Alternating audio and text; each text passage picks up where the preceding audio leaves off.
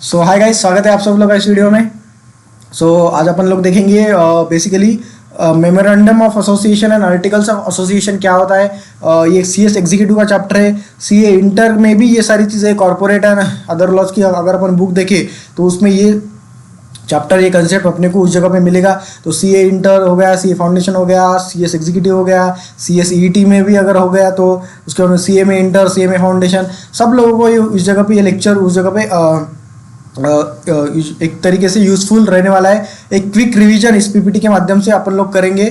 So basically अगर memorandum of association और articles of association की बात करी जाए तो कहीं ना कहीं ये सारी चीज़ें अपने को कंपनीज में उस जगह पे देखने को मिलती है। मेमोरेंडम ऑफ एसोसिएशन और आर्टिकल्स ऑफ एसोसिएशन क्या होता है, इसको अल्टर कर सकते हो क्या? सभी कंपनी को मेमोरेंडम ऑफ एसोसिएशन और आर्टिकल्स ऑफ एसोसिएशन होता है क्या? इसमें कुछ अपन लोग चेंज कर सकते हैं या फिर कौन सी कंपनी को उस जगह पे अगर मेमोरेंडम नहीं होगा तो भी चलेगा, कुछ ऐसा कुछ होता है क्या? ये सारी चीज़ें इस रिवीजन के माध्यम से देखेंगे।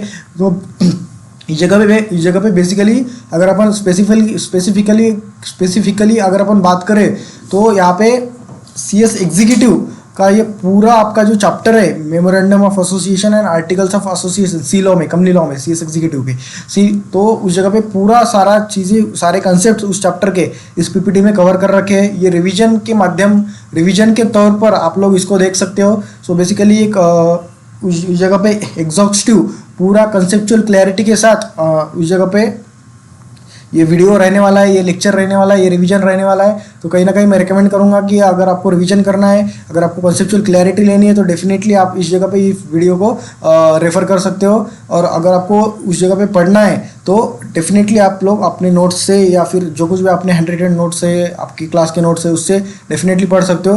बट अगर उस जगह पे समरी चाहिए एंड एक थोड़ा सा कंसेप्चुअल क्लैरिटी चाहिए उसके बाद में पढ़ना है तो ये वीडियो डेफिनेटली आप लोगों को हेल्प करेगा। मैं रिकमेंड करूंगा कि आप सब लोग, आपके दोस्तों को, सब लोगों को इस जगह पे रेफर करें एंड डेफिनेटली इस वीडियो के माध्यम से एक अच्छा एग्जॉस्टिव रिवीजन अपन लोग इस जगह पे करेंगे, ठीक है ना। बेसिकली ये कुछ पीपीटीज मैंने बनाई है, आप लोग यहाँ पे देख सकते हो। CA inter, CS executive, CMA के स्टूडेंट्स, इंटर, फाउंडेशन, सारे लोग उस जगह पे इसको देख सकते हैं। बेसिकली अगर मेमोरेंडम ऑफ एसोसिएशन की सबसे पहले अगर अपन बात करें तो मेमोरेंडम हो गया या फिर आर्टिकल्स ऑफ एसोसिएशन हो गया, ये सारी चीज़ें अपने को उस जगह पे कंपनी में देखने को मिलती है, ठीक है ना। जब भी मेमोरेंडम की बात आती है, जब भी आर्टिकल्स की बात आती है तो ये सारी चीज़ें कंपनीज में, be it private limited, be it public limited, be it listed company, ये सारी चीज़ें अपने को कंपनीज में देखने को मिलती है, ना कि ये कोई पार्टनरशिप में या फिर अपने कोई भी इस जगह पे एलएलपी में देखने को मिलती तो नहीं मिलती। पार्टनरशिप एलएलपी को memorandum of association and articles of association उस जगह पे नहीं होता। Memorandum and articles of association उस जगह पे सिर्फ companies, be it private limited, be it public limited को ही एप्लीकेबल होता है, ठीक है ना। हर एक कंपनी, उसका अगर मतलब कोई भी कंपनी हो, अगर उसका कैपिटल 1 रुपये भी है, उसका टर्नओवर 1 रुपये भी है, कोई भी कंपनी हो, अगर कंपनी बोल के इनकॉर्पोरेट कर रहे हो, be it private limited, be it public limited, सबको memorandum of association and articles of association compulsory है। सब लोगों को इस जगह पे ये दो डॉक्यूमेंट्स, एक तरीके से चार्टर डॉक्यूमेंट्स बोल सकते हैं इनको अपन, उस जगह पे अपने कंपनी लॉ में स्पेसिफाई भी कर रखा है कि एक चार्टर डॉक्यूमेंट्स है, मतलब मेन डॉक्यूमेंट्स है, कंपनी के मेन डॉक्यूमेंट्स। कंपनी क्या करती है, कंपनी का स्कोप क्या है, कंपनी का नाम क्या है, कंपनी का रजिस्टर ऑफिस का एड्रेस क्या है, उस जगह पे मेंबर्स की लाइबिलिटी क्या है, उस जगह पे कैपिटल क्या है, वो सारी चीज़ें, उस जगह पे सब्सक्रिप्शन क्या है, ये सारी चीज़ें अपने को मेमोरेंडम से पता चलती है। और कंपनी के इंटरनल रूल्स एंड रेगुलेशंस क्या है, अगर कुछ ट्रांसफ़र करना है या फिर कॉमन सील क्या है या फिर बोर्ड ऑफ डायरेक्टर्स क्या है, सब internal rules and regulation procedures की अगर बात करें तो वो सारी चीज़ें आर्टिकल्स में उस जगह पे अपने को देखने को मिलती है। ये एक मेमोरेंडम एंड उसके बाद में आर्टिकल्स, ये एक दो कंसेप्ट्स हैं, दो डॉक्यूमेंट्स हैं जो कि हर कंपनी में होते हैं, बीट फिर वो कौन सी भी कंपनी हो। एंड इसको अगर उसमें कुछ चेंज करना है तो उस जगह पे उसको अल्टर भी उस जगह पे अपन लोग with valid board meeting and सारी चीज़ें करके उसका as given in the Companies Act सारी प्रोसीजर फॉलो करके उस जगह पे अपन वो सारी चीज़ें अल्टर भी कर सकते हैं, चेंजेस भी कर सकते हैं as prescribe by the law, ठीक है ना। लॉ ने जो भी वैलिड चेंजेस बोले वो चीज़ें उस जगह पे उसमें अल्टर अपन लोग कर सकते हैं, ठीक है ना। तो उसकी अल्ट्रेशन की प्रोसीजर भी सारी चीज़ें अपने को इस चैप्टर में देके रखी है, वो भी इस पीपीटी के माध्यम से अपन लोग यहाँ पे कवर करेंगे। स्टार्ट करते हैं। सो बेसिकली मेरी बात करी जाए तो मेरा नाम है विनीत देशपांडे और मैं CS फाइनलिस्ट हूँ। मैं अभी LLB फाइनल में हूँ, मेरा BCom हो गया है, उसके बाद में मेरा MA इकोनॉमिक्स भी हो गया है, ठीक है ना। सो यही सारी चीज़ें मैं इन सारी चीज़ों का प्रैक्टिकली वर्क कैसे होता है, प्रैक्टिकली काम कैसे होता है, ये सारी चीज़ें भी मैं इस वीडियो के माध्यम से कवर करूँगा। सो बेसिकली ये सारी चीज़ें, अगर मेमोरेंडम हो गया, आर्टिकल्स हो गया, इसको अल्ट्रेशन का प्रोसीजर हो गया, ये सारी चीज़ें मैंने भी कर रखी है। प्रैक्टिकल काम कैसे चलता है, ROC के साथ फाइलिंग्स कैसे होती है, ये सारी चीज़ें मैंने भी मेरे आर्टिकलशिप के दौरान उस जगह पे MOA अल्टर करना हो गया, AOA अल्टर करना हो गया, ये सारी चीज़ें मैंने भी उस जगह पे प्रैक्टिकली करी है। MOA कैसे होता है, AOA कैसे होता है, इसका भी मैं एक पूरा एक उस जगह पे PDF आप लोगों को दिखाऊंगा डेफिनेटली। सो वो भी एक प्रैक्टिकल एक्सपोजर आप लोगों को मिलेगा। सो ठीक है, स्टार्ट करते हैं। सो बेसिकली अगर अपन बात करें तो memorandum of association and articles of association and it's alteration, ये आपके CS एग्जीक्यूटिव के चैप्टर का नाम है। सो ये CA इंटर CMA इंटर का भी सेम है, आप लोग यहाँ पे देख सकते हो। वो CA इंटर CMA इंटर वालों को डेफिनेटली ये देखना चाहिए, क्योंकि ये बहुत ही एग्जॉस्टिव है। एज लाइक CS का है तो बहुत ही एग्जॉस्टिव तरीके से यहाँ पे सारी चीज़ें कवर कर रखी है, तो आपको बहुत ही ईजी होगा। So basically memorandum of association की सबसे पहले अपन बात करते हो। अगर मेमोरेंडम की association, what is memorandum of association, ठीक है ना। मेमोरेंडम ऑफ एसोसिएशन क्या होता है, अगर अपन मेमोरेंडम ऑफ एसोसिएशन की बात करें तो यहाँ पे देखे रखा है, आप लोग पढ़ सकते हो। The memorandum of association is a legal document which describes the purpose for which the company is formed and therefore identified the possible scope of its operations beyond which its action cannot go. It defines as well as confines the powers of the company. If anything is done beyond the powers, that will be ultra virus. Beyond the powers, ultra virus बोले तो beyond the powers, company के powers से ज़्यादा ultra vires अगर कोई चीज़ company ने कर रखी है of the company and so void, मतलब कोई भी चीज़ अगर अल्ट्रा वायरस कंपनी के पावर के से ज़्यादा अगर कुछ हुआ है तो उस जगह पे वो वाइड होगा, वो उस जगह पे बराबर नहीं होगा, एक तरीके से बोल सकते हैं अपन, ठीक है ना। सो मेमोरेंडम ऑफ एसोसिएशन बेसिकली क्या होता है, अगर साफ शब्दों में अगर बात करी जाए तो मेमोरेंडम बोले तो मेमोरेंडम ऑफ एसोसिएशन में उस जगह पे 6 क्लॉजेस होते हैं, ठीक है ना। 6 क्लॉजेस होते हैं। नेम क्लॉज हो गया, उसके बाद में अपना कैपिटल क्लॉज हो गया, लाइबिलिटी क्लॉज हो गया, सब्सक्रिप्शन क्लॉज हो गया, रजिस्टर ऑफिस क्लॉज हो गया, उसके बाद में अपना कैपिटल क्लॉज हो गया। ये सारी चीज़ें, ये सारे क्लॉजेस जो है उस जगह पे मेमोरेंडम ऑफ एसोसिएशन में होते हैं। ये सारी चीज़ों के जरिए अपने को पता चलता है कि कंपनी का ऑब्जेक्ट क्या है, मतलब ऑब्जेक्ट बोले तो कंपनी का मेन बिजनेस क्या है, कंपनी क्यों फॉर्म हुई है। अगर कंपनी भी है तो वो कहीं ना कहीं वो एक बिजनेस है, ठीक है ना। वो बिजनेस लार्ज स्केल पे करना है, इसके लिए कंपनी को फॉर्म किया गया है, rather than doing business in the form of partnership LLP। उसको बिग स्केल पे बिजनेस करना है, इसके लिए कंपनी को फॉर्म किया गया है। तो company is a form of business organisation, ठीक है ना। बिजनेस ऑर्गेनाइजेशन, बिजनेस करने के लिए एक फॉर्म है, तो कहीं ना कहीं कंपनी को फॉर्म किया गया है। तो उस कंपनी का, उस बिजनेस का ऑब्जेक्ट क्या है, क्यों वो कंपनी फॉर्म हुई है, ठीक है ना। तो उसका ऑब्जेक्ट क्या है, ये अपने को मेमोरेंडम के ऑब्जेक्ट क्लॉज में से पता चलता है, ठीक है ना। उसी तरीके से एक नेम क्लॉज रहता है, नेम क्लॉज में कंपनी का नाम पता चलता है। उसी तरीके से रजिस्टर ऑफिस क्लॉज रहता है, ठीक है ना, उसमें कि कंपनी के रजिस्टर ऑफिस का एड्रेस पता चलता है। उसी तरीके से कैपिटल क्लॉज रहता है, मतलब कंपनी का कैपिटल कितना है, ठीक है ना, जो कुछ भी ऑथोराइज कैपिटल है, उसका पेड अप कैपिटल, वो सारी चीज़ें भी मेमोरेंडम ऑफ एसोसिएशन से पता चलती है। उसके बाद में लाइबिलिटी क्लॉज बोले तो कंपनी के मेंबर्स की लाइबिलिटी क्या है, whether it is limited liability, आपने देखा होगा, whether it is liability limited by guarantee या फिर अनलिमिटेड लाइबिलिटी, ये सारी चीज़ें भी अपने को मेमोरेंडम ऑफ एसोसिएशन से पता चलती है। सो बेसिकली एक चार्टर डॉक्यूमेंट है, मेन डॉक्यूमेंट है, एक तरीके से बोल सकते हैं कि यहाँ पे आप लोग देख सकते हो कि it is a legal document which describe the purpose for which the company is form, ठीक है ना। जैसे कि मैंने बोला कि कंपनी क्यों फॉर्म हुई है, कंपनी का ऑब्जेक्ट क्या है, वो जो कंपनी है, वो जो बिजनेस कर रही है उसका ऑब्जेक्ट क्या है। अगर कोई मैन्युफैक्चरिंग कंपनी है तो उनका ऑब्जेक्ट क्या हुआ, उनका ऑब्जेक्ट हुआ कि उस जगह पे वो मैन्युफैक्चरिंग के उस जगह पे एरिया में, इंडस्ट्री में काम करेंगे, तो कहीं ना कहीं उसका पर्पज जो है वो है मैन्युफैक्चरिंग करना, ठीक है ना। सो ये सारी चीज़ें मेमोरेंडम में उस जगह पे देखिए रखे वाली होती है। सो बेसिकली अगर शॉर्ट में बात करी जाए तो मेमोरेंडम एक ऐसा लीगल डॉक्यूमेंट है, एक चार्टर डॉक्यूमेंट है, एक मेन डॉक्यूमेंट है कंपनी का, जो कि बताता है कि कंपनी का पर्पस क्या है, कंपनी क्यों फॉर्म हुई है, कंपनी का नाम क्या है, कंपनी का ऑब्जेक्ट क्लॉज क्या है, कंपनी का कैपिटल क्या है, कंपनी की लायबिलिटी क्या है मेंबर्स की, कंपनी के सब्सक्रिप्शन क्लॉज क्या है, कौन कौन बंदे ने कंपनी के शेयर्स लेके रखे, ये सारी चीज़ें अपने को मेमोरेंडम ऑफ एसोसिएशन से उस जगह पे पता चलती है। सो यही सारी चीज़ें यहाँ पे देखे रखिए, आप लोग यहाँ पे पढ़ सकते हो। The first step in the formation of company is to prepare a document called memorandum of association. In fact, memorandum is one of the most essential prerequisites for incorporating any form of company under the Companies Act. As like मैंने शुरुआती में ही बोला कि कोई भी company हो उसको memorandum of association चाहिए ही चाहिए, बीट एनी कंपनी। अगर उसका कैपिटल 1 रुपये भी रहा, उसका टर्नओवर 1 रुपये भी रहा, कुछ भी रहा, ये एक प्रीरिक्विजिट है। जब आप कंपनी इनकॉर्पोरेट करते हो तो कहीं ना कहीं आरओसी को बताना पड़ता है कि आपका ऑब्जेक्ट क्या है, आपको एक तरीके का एमओए एओए उस जगह पे प्रिपेयर करके देना पड़ता है। उस जगह पे आपको एक ऑब्जेक्ट क्लॉज ड्राफ्ट करके उस जगह पे आपका जो फॉर्म है स्पाइस प्लस पार्ट बी, जो कि कंपनी इनकॉर्पोरेशन के लिए अपन लोग फाइल करते हैं, तो कहीं ना कहीं उसमें ये सारी चीज़ें देखे रखनी पड़ती है। तो यही सारी चीज़ें यहाँ पे बता के रखी है। The requirement of memorandum is evidence in the section 3 of the Act which provides the mode of incorporation of a company and states that the company may be formed for any lawful purpose be 7 or more person, 2 और more person, 1 person.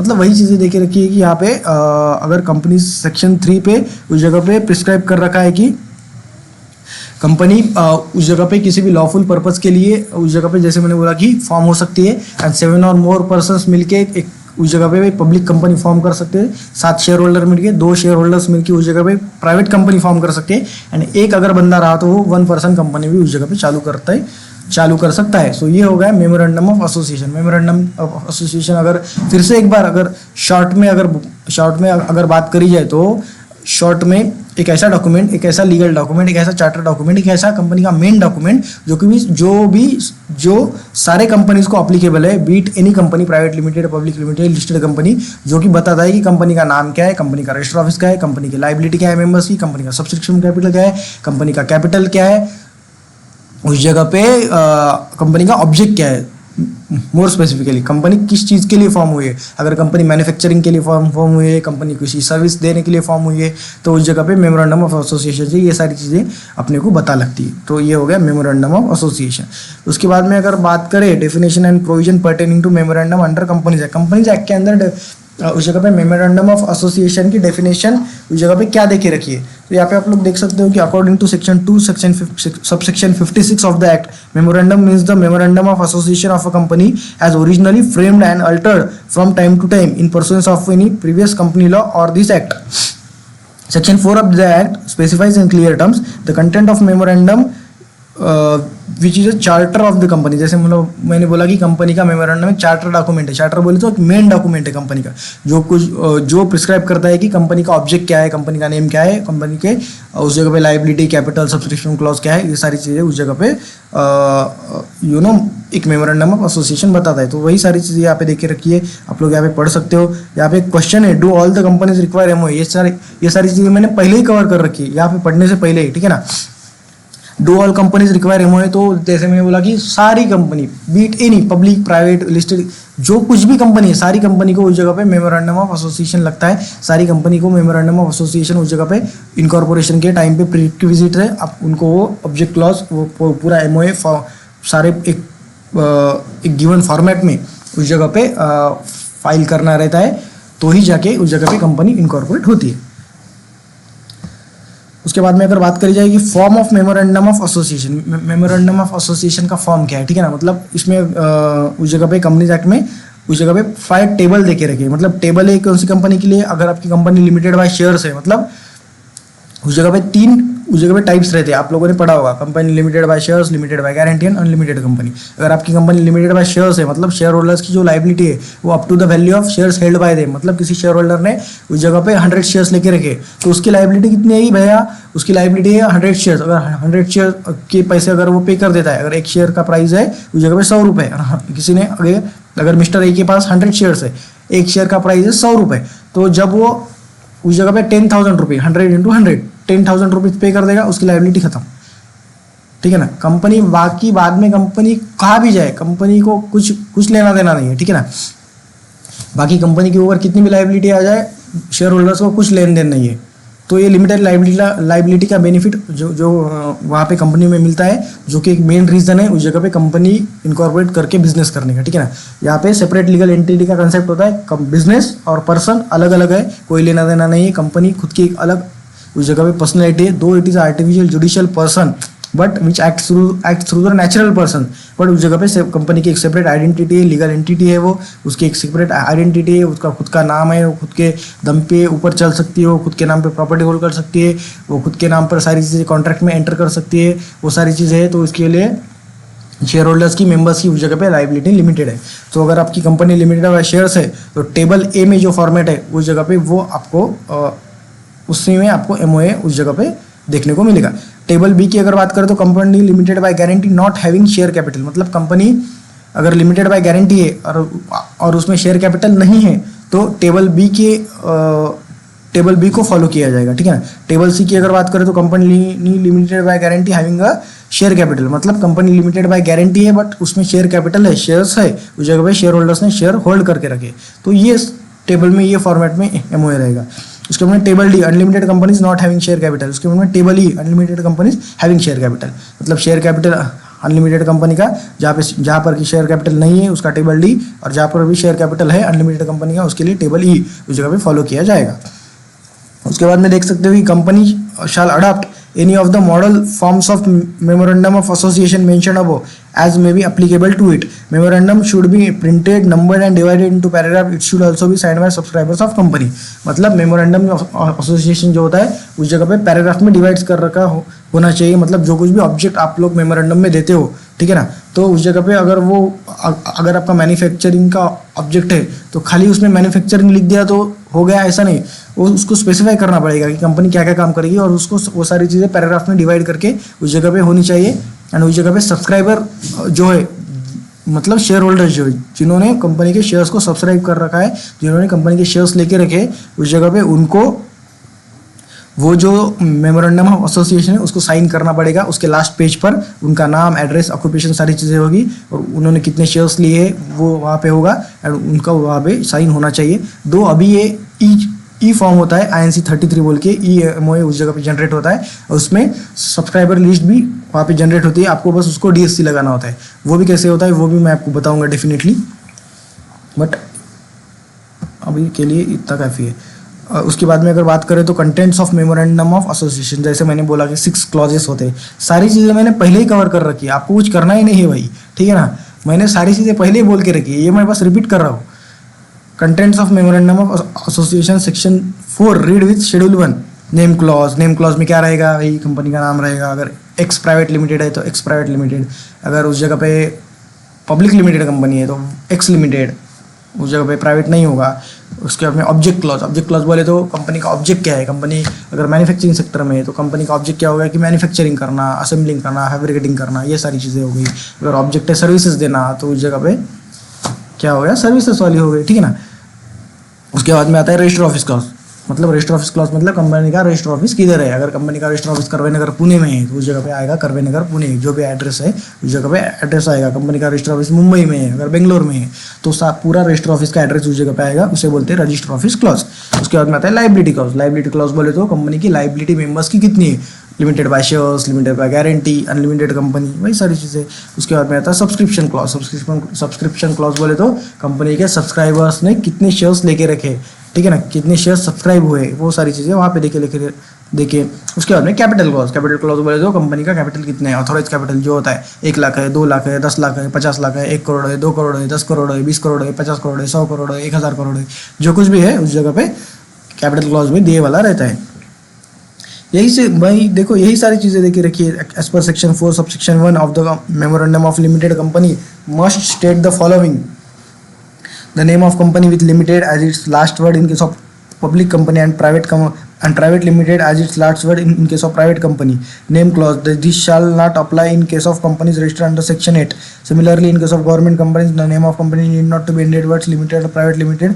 These as per the exemptions to government company. मतलब वही चीज़ें बोल के रखिए, अगर private limited company है तो उसका नाम जो होगा वो प्राइवेट लिमिटेड उसके लास्ट में होगा, अगर पब्लिक लिमिटेड कंपनी है तो उसका नाम जो लास्ट में वो लिमिटेड रहेगा, अगर सेक्शन 8 कंपनी है तो उस जगह पे this shall not apply in case of section 8 company. Section 8 company है तो लिमिटेड है, प्राइवेट लिमिटेड जो है उस जगह पे वो सारी चीज़ें अप्लीकेबल नहीं होगी। और गवर्नमेंट कंपनी भी है तो लिमिटेड प्राइवेट लिमिटेड की लगाने की जरूरत नहीं है, आप लोग लिमिटेड यूज़ कर सकते हो। ठीक है, यही सारी चीज़ें देख के रखी। मैं सारी चीज़ें पहले ही कवर कर दी भाई, ये सारी चीज़ें पहले ही बोल के रखी थी मैंने।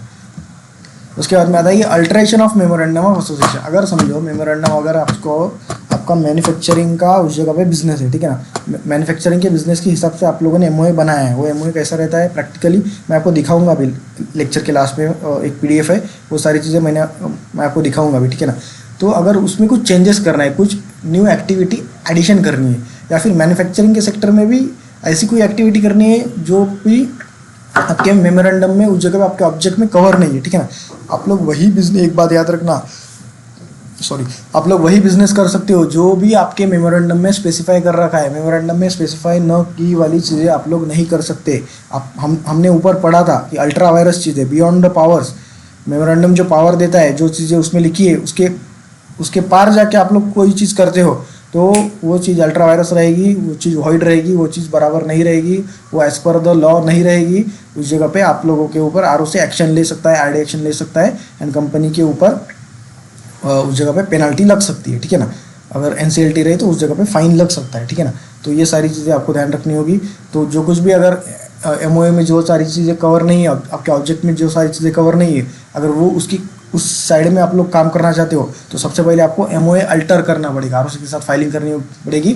एमओए अल्टर करके bye filing a form number MGT14 with in 30 days from passing the special resolution in the general meeting of the company. मतलब कंपनी की जनरल मीटिंग बोले तो शेयर होल्डर्स की मीटिंग, मेंबर्स की मीटिंग में उस जगह पे स्पेशल रेजोल्यूशन लेके वो सारी चीज़ें 3/4 या फिर 3/4 का मेजोरेशन 3/4 का रेजोल्यूशन लेके उस जगह पे एक फॉर्म MGT14 उस जगह पे फाइल करना होगा विद इन 30 डेज।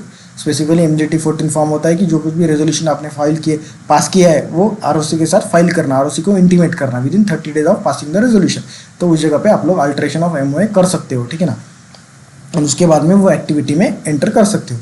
तो उसकी प्रोसीजर क्या है, alteration of memorandum of association क्या है, मतलब उस जगह पे मेमोरेंडम को अल्टर करना। अगर किसी, जैसे कि मैंने बोला कि ऑब्जेक्ट में कोई चीज़ कवर नहीं है और वो चीज़ ऐड करनी है, ठीक है ना, तो उस जगह पे उसको अल्टर करना पड़ेगा, उसको बोलते हैं alteration of memorandum of association.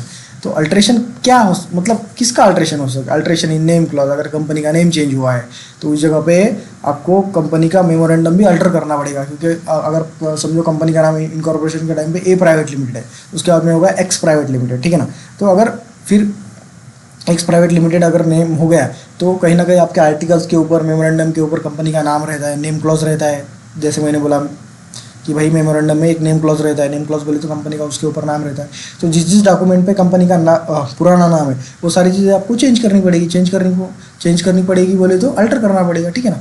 Alter करना, जैसे कि आपका कोई नाम है आपका खुद का, और अगर उस नाम में कुछ उस जगह पे चेंज आ जाता है तो आप क्या करते हो कि आपका आधार कार्ड चेंज करते हो, पैन कार्ड चेंज करते हो, सारे लीगल डॉक्यूमेंट चेंज करते हो कि नहीं।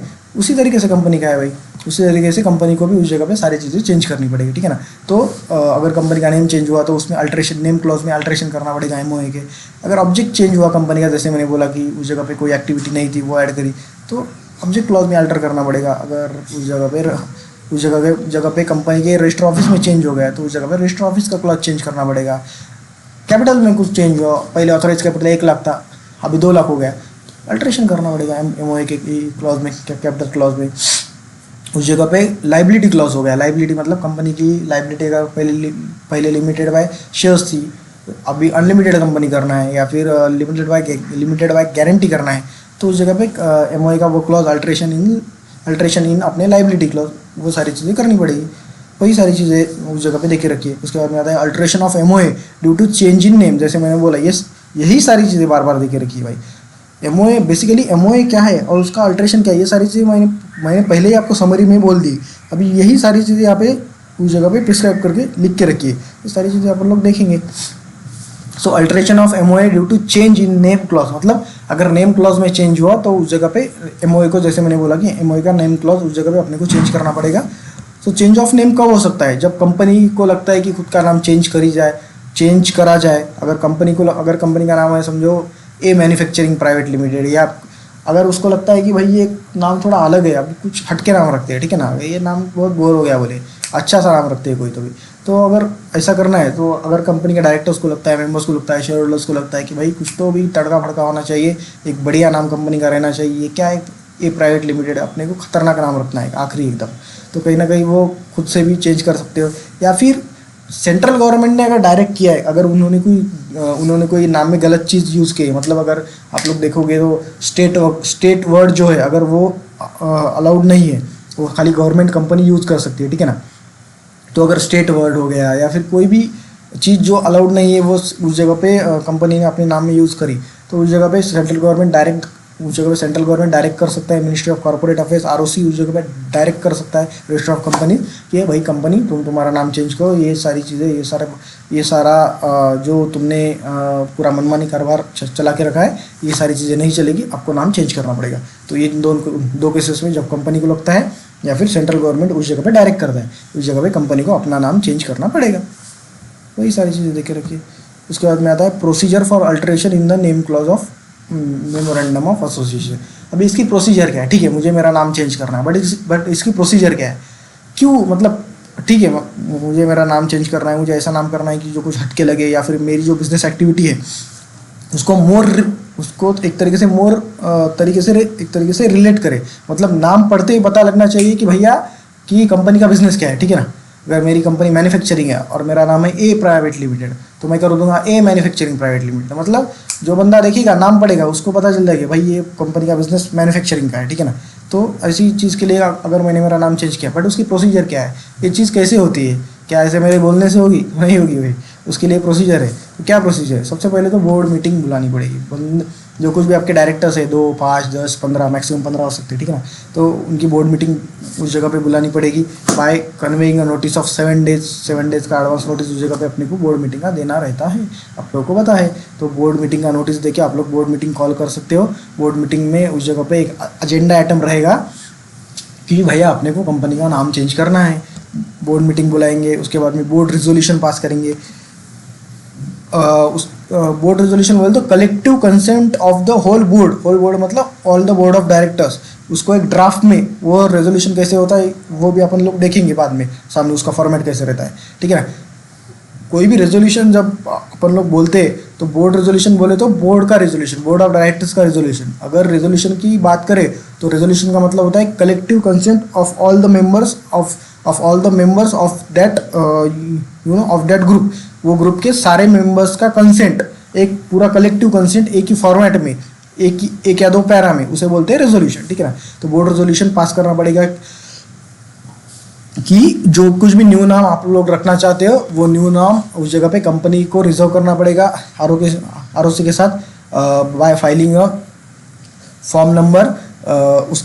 उसके लिए फॉर्म होता है अपना रन फॉर्म होता है, ठीक है ना। तो रन फॉर्म करके रिजर्व यूनिक नेम करके फॉर्म होता है, वो फॉर्म फाइल करके आपको उस जगह पे नेम रिजर्व करना पड़ेगा। अगर नेम अवेलेबल है तो उसकी अगर ROC ने सर्टिफिकेट दे दिया तो उसके बाद में आप फर्दर प्रोसीजर के लिए जा सकते हो। अगर नेम ही नहीं मिला तो कुछ नहीं हो सकता भाई, ठीक है ना। सबसे पहले नाम रिजर्व करना होगा, ठीक है ना। किसी भी कंपनी का नाम आप लोग ऐसे ही नहीं ले सकते, ठीक है ना। तो बोर्ड रेजोल्यूशन पास करना होगा कि न्यू नेम उस जगह पे रिजर्व किया जाए एंड उस जगह पे चेंज ऑफ नेम की प्रोसीजर करना है, इसके लिए बोर्ड रेजोल्यूशन पास करना पड़ेगा। उसी बोर्ड मीटिंग में AGM कॉल करने की या फिर EGM कॉल करने, एक्स्ट्राऑर्डिनरी जनरल मीटिंग कॉल करने का भी एक एजेंडा आइटम लिया जाएगा और एक्स्ट्राऑर्डिनरी जनरल मीटिंग कॉल करी जाएगी। EGM क्यों कॉल करी जाएगी, क्योंकि annual general meeting members share holders की मीटिंग साल में एक बार होती है, ठीक है ना। बट अगर बीच में ये सारी चीज़ें, ये सारे ट्रांजेक्शन्स हुए तो AGM तो वही साल में एक बार होती है। बट उसके बाद में अगर किसी चीज़ में मेंबर्स का, शेयर होल्डर्स का अप्रूवल लगता है तो साल भर तो नहीं रुकेंगे, ठीक है ना, साल भर तो नहीं रुकेंगे। तो दूसरी अगर शेयर होल्डर्स की मीटिंग बुलानी है other than AGM, other than annual general meeting, तो उसे कहा जाता है एक्स्ट्रा ऑर्डिनरी जनरल मीटिंग, मतलब EGM। तो यहाँ पे EGM कॉल करी जाएंगी, उसके बाद में EGM होल्ड की जाएंगी, उसके बाद में उसमें EGM होल्ड करके यहाँ पर अपन उस जगह पे नेम चेंज कर रहे हैं तो कहीं ना कहीं ये सारी चीज़ें मेंबर्स के सामने बोर्ड ऑफ डायरेक्टर्स रखेंगी, भैया अपने को नेम चेंज करना है, ये नाम रखना है। इसके लिए नेम रिजर्वेशन का एक उस जगह पे मेंबर्स का रेजोल्यूशन, चेंज ऑफ नेम करने के लिए प्रोसीजर के लिए एक उनका कंसेंट, उनका रेजोल्यूशन। उसके बाद में आपको बताया कि नेम चेंज होने के बाद में आर्टिकल्स में या फिर अपने मेमोरेंडम में वो अपना जो न्यू नाम है उस जगह पे वो अल्टर करना पड़ेगा, ठीक है ना। तो उसके लिए alteration in memorandum and articles of association के लिए भी एक रेजोल्यूशन पास करना पड़ेगा। उसके बाद में MGT 14 नाम का एक फॉर्म रहता है, जैसे मैंने बोला कि memorandum of association and articles of association, memorandum and articles of association का अल्टरेशन उस जगह पे गवर्नमेंट को, सेंट्रल गवर्नमेंट को, ROC को बताने के लिए MGT 14 फाइल करना पड़ेगा विद इन 30 डेज। तो file MGT 14 with in 30 days. जो कुछ भी आप लोगों ने रेजोल्यूशन फाइल किए हैं, उस जो कुछ भी रेजोल्यूशन पास किए आपकी जनरल मीटिंग में, शेयर होल्डर्स की मीटिंग में, तो वो फाइल करने के लिए MGT 14 फाइल करना पड़ेगा। उसके बाद में चेंज ऑफ नेम के लिए उस जगह पे form number INC 24 with ROC, मतलब चेंज ऑफ नेम का ये फॉर्म है INC 24, वो आपको फाइल करना पड़ेगा। उसके बाद में ROC उसको अप्रूव कर देगा, या फिर उसमें कुछ क्वेरी होगी तो आपको डाल देगा, फिर आपको रिसबमिट, वो क्वेरी रिजॉल्व करके उसका फॉर्म को फिर से एक बार उस जगह पे रिसबमिट करना होगा। इसकी फ़ीस रहती है 1000 रुपीज़ फॉर INC 24। ये सारी चीज़ें उस जगह पे मैंने प्रैक्टिकली कर रखी है, मैं प्रैक्टिकली करता हूँ, तो इसलिए मैं इतनी सारी चीज़ें अच्छी तरीके से आपको बता पा रहा हूँ। एंड एक रन फॉर्म भी फाइल करना रहता है, जो कुछ आपको नेम रिजर्व करना है तो सबसे पहले रन फॉर्म फाइल करना रहता है। उसके बाद में अगर नाम अप्रूव हो गया तो उस जगह पे आपके उस जगह पे मेमोरेंडम एंड आर्टिकल्स में भी चेंज करना पड़ता है। वो चेंज करने के लिए उस जगह पे स्पेशल रेजोल्यूशन पास करके MGT 14 फाइल करना होता है, फिर INC 24। उसके बाद में आपको अगर वो INC 24 आपका अप्रूव हो गया तो उसके बाद में आपको ROC से एक न्यू सर्टिफिकेट ऑफ इनकॉर्पोरेशन आता है, जिस पर भी आपका न्यू नाम रहता है, ठीक है ना। तो वो as a proof of name change आप लोग कहीं पर भी यूज़ कर सकते हो। सो ये प्रोसीजर, सबसे पहले तो बोर्ड मीटिंग बुलाओ, फिर मेंबर्स की मीटिंग बुलाओ, उसके बाद में नेम रिजर्व करो, उसके बाद में अल्टरेशन करो आर्टिकल्स में, स्पेशल रेजोल्यूशन में मेंबर्स का रेजोल्यूशन लो, उसके बाद में वो जो रेजोल्यूशन है वो वहाँ पे गवर्नमेंट के साथ फाइल करो। उसके लिए फॉर्म नंबर आता है MGT 14, वो विद इन 30 डेज उस जगह पे करना रहता है। उसके बाद में INC 24 नेम चेंज के लिए फॉर्म फाइल करो, वो अगर अप्रूव हो गया तो उस जगह पे ROC, उस जगह पे रजिस्टर ऑफ कंपनीज के साथ उस जगह पे रजिस्टर ऑफ कंपनीज से आपको न्यू सर्टिफिकेट ऑफ इनकॉर्पोरेशन मिलेगा। सो ये रहती है procedure for alteration of name clause of the memorandum of association. इसके बाद में आता है name change requirement under regulation 45 of the SEBI LODR regulation 25, मतलब सेबी LODR में नेम चेंज के लिए उस जगह पे क्या प्रोसीजर है, ये यहाँ पे उस जगह पे दे के रखा है। सो यहाँ पे आप लोग देख सकते होंगे।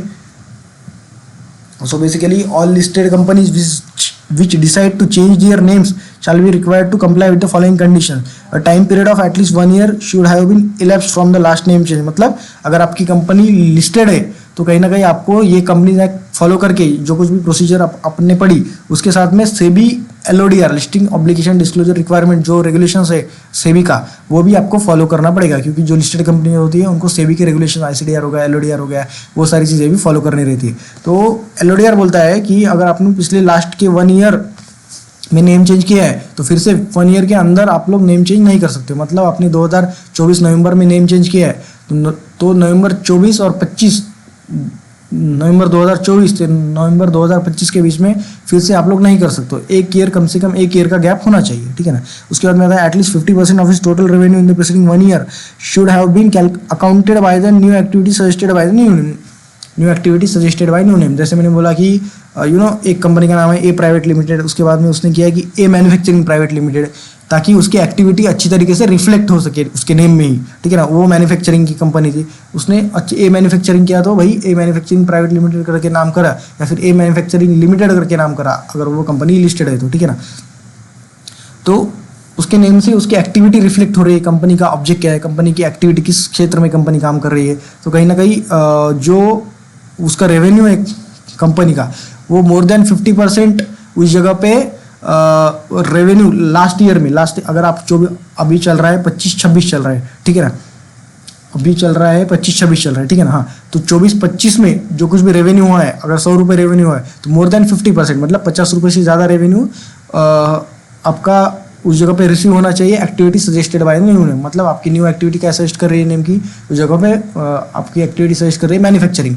तो कंपनी का लास्ट ईयर का रेवेन्यू जो है उसमें से 50% से ज़्यादा रेवेन्यू मैन्युफैक्चरिंग से आना चाहिए, तो ही आप लोग कर सकते हो, ठीक है ना।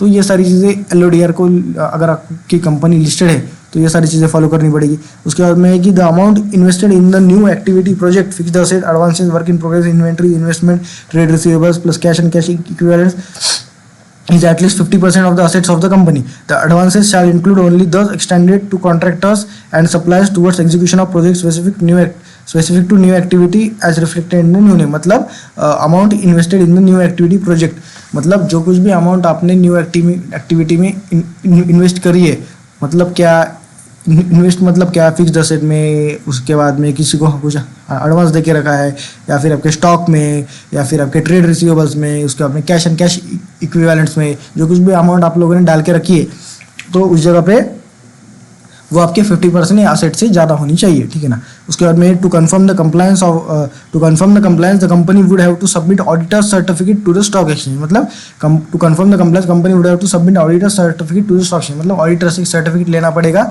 कंपनी के स्टैट्यूटरी ऑडिटर से, एंड वो स्टॉक एक्सचेंज जिस भी स्टॉक एक्सचेंज पे, be it Bombay stock exchange, be it national stock exchange, उसको एक सर्टिफिकेट सबमिट करना पड़ेगा कि भाई कंपनी अच्छी तरीके से कंप्लायंट कंपनी है, और उस जगह पे ये इसका सर्टिफिकेट उस जगह पे आपको स्टॉक एक्सचेंज को उस जगह पे सबमिट करना होगा। उसके बाद में आता है the new name along with the old name shall be disclose through the websites of the respective stock exchange. New name along with the old name shall be disclosed through the website of the respective stock exchange where the company listed for a continuous period of 1 year from the date of last name change। मतलब अगर आपका name change हुआ है तो आपका जो old name था, पहले नाम था ए प्राइवेट लिमिटेड, ए लिमिटेड समझो, उसके बाद में ए मैन्युफैक्चरिंग लिमिटेड, तो ओल्ड नेम जो है ए लिमिटेड एंड आपका न्यू नेम जो है ए मैन्युफैक्चरिंग लिमिटेड, दोनों नाम आपके स्टॉक एक्सचेंज पे आपके वेबसाइट पर आपके वेबसाइट पर 1 साल के लिए रिफ्लेक्ट होने चाहिए, ताकि लोगों को पता चल सके, ये इसके पीछे का मोटिव है, ठीक है ना। उसके बाद में if any listed entity has changed its activities which are not reflected in its name, it shall change its name in line with the activities within the period of 6 months from the change of activities in compliance of provision as prescribed in the company act. मतलब कोई company का ऐसा नाम है जो भी उसके activity में रिफ्लेक्ट नहीं करता है, मतलब किसी कंपनी का नाम है ए लिमिटेड, मतलब ए लिमिटेड से क्या ही पता चलेगा कि वो कंपनी का बिजनेस क्या है, मैन्युफैक्चरिंग है, सर्विसेज है, या फिर क्या है, तो उसको विद इन 6 months अपना नाम चेंज करना पड़ेगा। सो अगर अपन बात करें नेम चेंज की और आपकी कंपनी लिस्टेड है, तो ये एडिशनल चीज़ें आपको फॉलो करनी पड़ेगी। 1 ईयर का गैप होना चाहिए 2 नेम चेंज में, ठीक है ना। अगर एक ईयर का गैप नहीं है तो आप लोग नहीं कर सकते। 50% रेवेन्यू उस जगह पे नेम एक्टिविटी, न्यू एक्टिविटी जो आपकी रिफ्लेक्ट करती है उससे आना चाहिए। 50% ऑफ असेट्स आपके उस जगह पे न्यू एक्टिविटी में उस जगह पे इन्वेस्ट किए हुए होने चाहिए। ऑडिटर का सर्टिफिकेट देना होगा। न्यू नेम ओल्ड नेम उस जगह पे वेबसाइट पे रिफ्लेक्ट करने चाहिए 1 साल के लिए। और उसके बाद में अगर बात करी जाए तो मुझे लगता है कि चेंज इट्स नेम, अगर आपकी एक्टिविटी में अगर आपके नेम में आपकी एक्टिविटी रिफ्लेक्ट नहीं होती है तो आपको उस जगह पे क्या करना पड़ेगा भैया, आपको उस जगह पे क्या करना पड़ेगा, आपको उस जगह पे अपना नेम है विद इन 6 months चेंज करना पड़ेगा। यही सारी चीज़ें देख के रखिए भाई। उसके बाद मतलब effect of name change in name clause, अगर नेम चेंज हो गया तो उसका इफेक्ट क्या रहेगा, क्या चीज़ें बदलेंगी नेम चेंज होने से। Change of name does not affect the rights and obligation of company. Name change हो गया तो कोई भी राइट्स, कोई भी ऑब्लिगेशन चेंज नहीं होगा। ऐसा नहीं है कि कंपनी ने किसी कॉन्ट्रैक्ट में एंटर कर रखा है तो नेम क्लॉज होने के बाद में अगर कोई कंपनी के ऊपर कोई लाइबिलिटी है, कोई ऑब्लिगेशन है, तो फिर वो बाद में कंपनी बोलेगी कि भाई तुमने तो ए लिमिटेड के साथ में करा था, अभी तो ए मैन्युफैक्चरिंग लिमिटेड है, नेम चेंज होके आ गया तो हमारा कुछ लेना देना नहीं है। ऐसा नहीं है भाई, खाली नेम चेंज हुआ है, कोई राइट्स ऑब्लिगेशन चेंज नहीं होंगे। सारी चीज़ें जैसे पहले एंटर करी थी वही चीज़ें रहेंगी, वही राइट्स और ऑब्लिगेशंस कंपनी के रहेंगे। By change of name constitution of company does not change, the only thing change is its name, all the rights and obligation of company pass to new company. जो pass to new company बोली तो new name जो है वो new name के under वो सारे rights and obligation पास होंगे। कोई भी चीज़ उस जगह पे, कोई भी लायबिलिटी, कोई भी राइट्स कम नहीं होंगी, ज़्यादा नहीं होंगी। Methods of changing the name, changing name के में उस जगह पे मेथड्स क्या है। अगर प्राइवेट लिमिटेड कंपनी के उस जगह पे पब्लिक लिमिटेड कंपनी होगी तो प्राइवेट लिमिटेड हट जाएगा और उस जगह पे खाली लिमिटेड नाम रहेगा। आप लोगों को पता है कि अगर प्राइवेट कंपनी तो प्राइवेट लिमिटेड नाम रहता है, और अगर उस जगह पे पब्लिक लिमिटेड कंपनी है तो लिमिटेड नाम रहता है। बाय कन्वर्जन ऑफ एंड भाई से वर्षा, मतलब कोई पब्लिक की प्राइवेट हो गई तो उस जगह पे लिमिटेड हटकर उस जगह पे प्राइवेट लिमिटेड लग जाएगा। एंड उस जगह पे अगर ओपीसी है तो वही सारी चीज़ें उस जगह पे रहेगी। मतलब एडिशन और इन शॉर्ट बात करी जाए तो एडिशन और डिलीशन होगा। एक तो अगर प्राइवेट में कन्वर्ट हुई तो प्राइवेट लिमिटेड ऐड होगा, या फिर पब्लिक में हुई तो प्राइवेट लिमिटेड हट के खाली लिमिटेड रहेगा।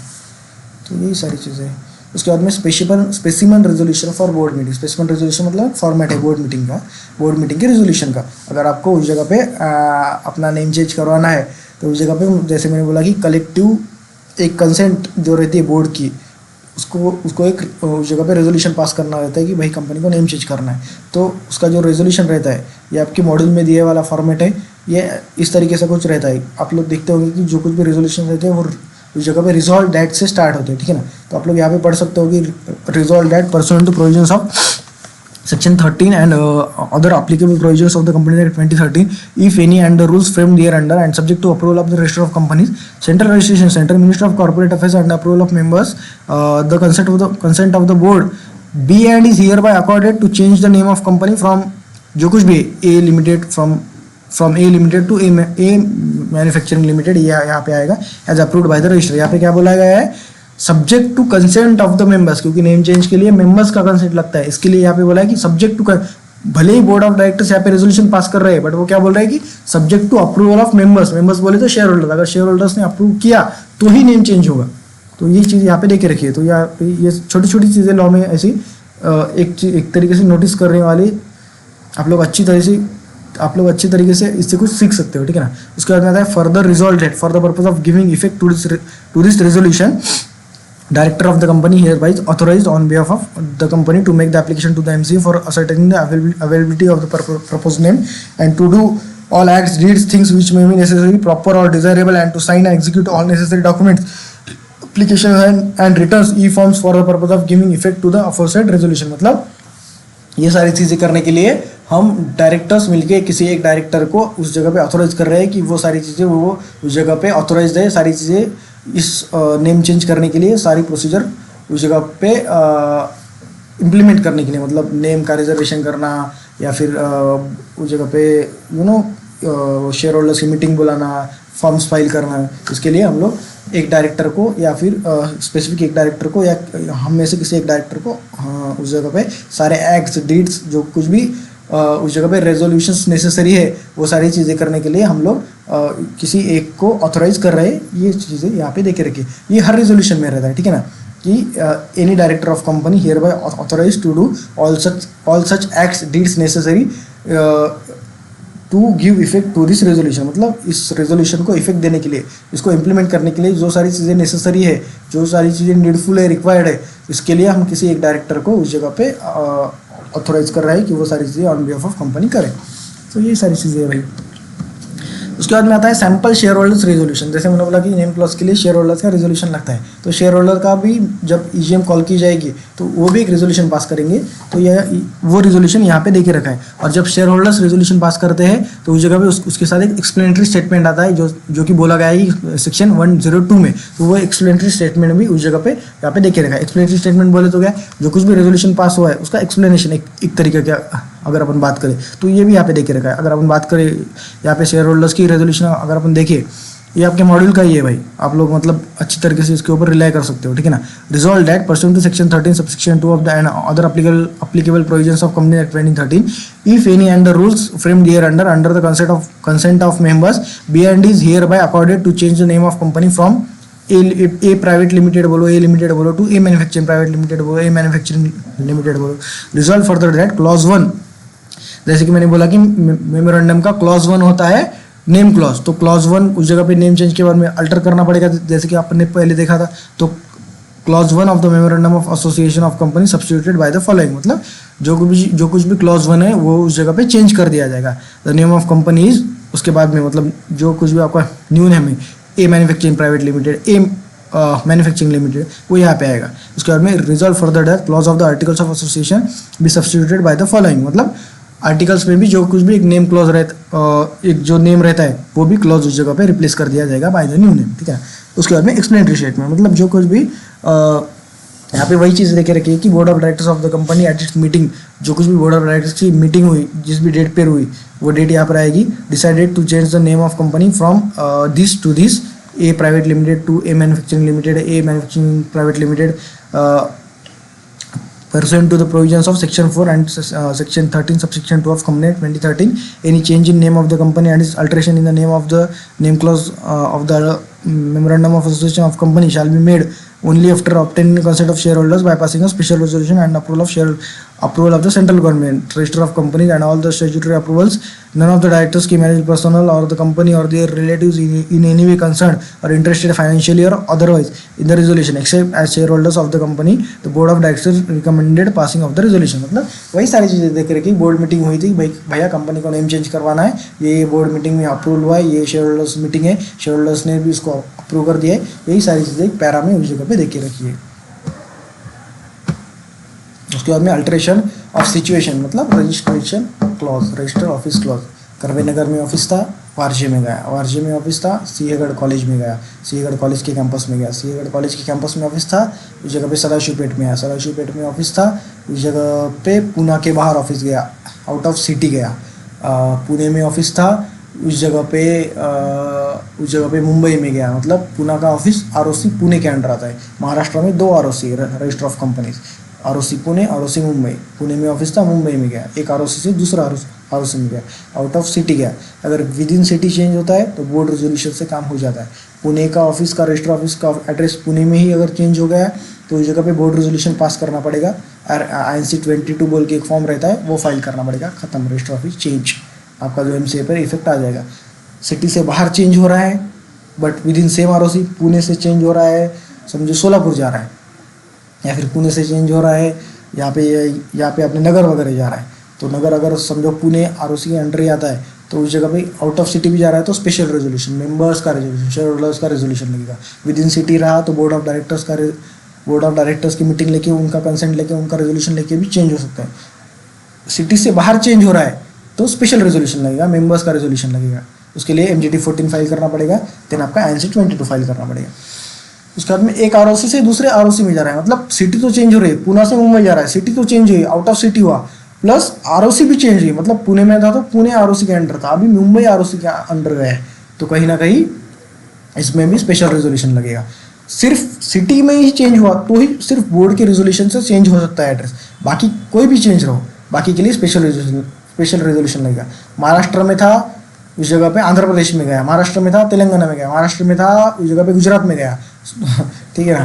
तो वो सारी चीज़ें अगर स्टेट चेंज होती है तो एक बहुत लंबी प्रोसीजर है, सारे एफिडेविट्स वगैरह देने पड़ते हैं, सारी चीज़ें हैं. एक INC 23 बोल के एक फॉर्म रहता है, वो फॉर्म फाइल करना पड़ता है. उसके बाद में उसका एक एक ऑब्जेक्शन के लिए कुछ तो टाइम पीरियड रहता है. ये अगर स्टेट चेंज होता है तो वो बहुत लेंदी प्रोसीजर है, उसका लिए उसको स्पेशल रेजोल्यूशन लगता है, MGT 14 फाइल करना पड़ता है. उसके बाद में INC 23 बोल के एक फॉर्म रहता है, वो फाइल करना पड़ता है.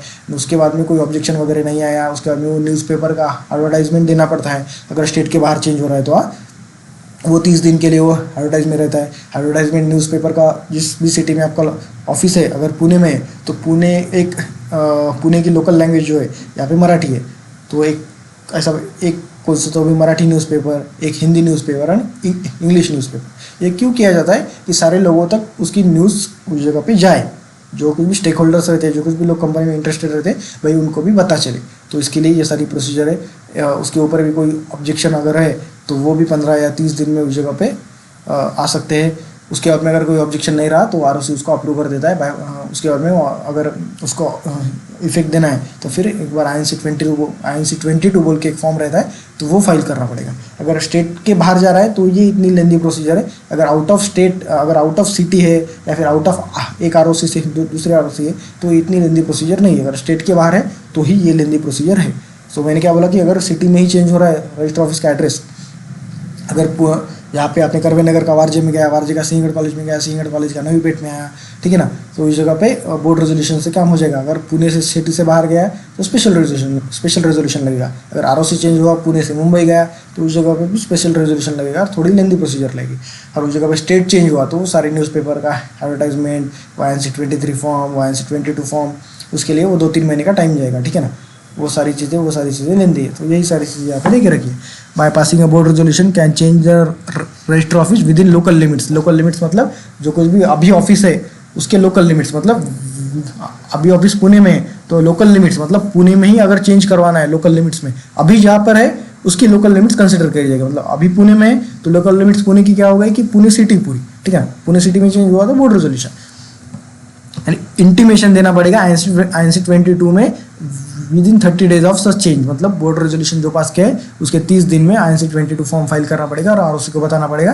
फिर आपको ROC का मास्टर डेटा जो रहता है जिसके ऊपर भी कंपनी का नाम, उसका paid up capital, company small company है या नहीं, वो सारी चीज़ें दिखती है। वहाँ पे कंपनी का मेल ID, कंपनी के जो कुछ भी डायरेक्टर्स वगैरह वहाँ पे दिखते हैं। तो उस जगह पे कंपनी का एड्रेस भी दिखता है, तो वो एड्रेस में भी जब आप INC 22 फॉर्म फाइल करोगे वहाँ पर भी चेंज आ जाएगा। और ये STP फॉर्म है, मतलब स्ट्रेट थ्रू प्रोसीजर से ये फॉर्म जब आप फाइल करोगे तो वो इंस्टेंटली अप्रूव होगा 2 सेकंड में। इसको मतलब कोई कुछ भी इसका बाद में वेरिफिकेशन हो सकता है, अगर कोई गलती हुई तो ROC बाद में देख सकती है।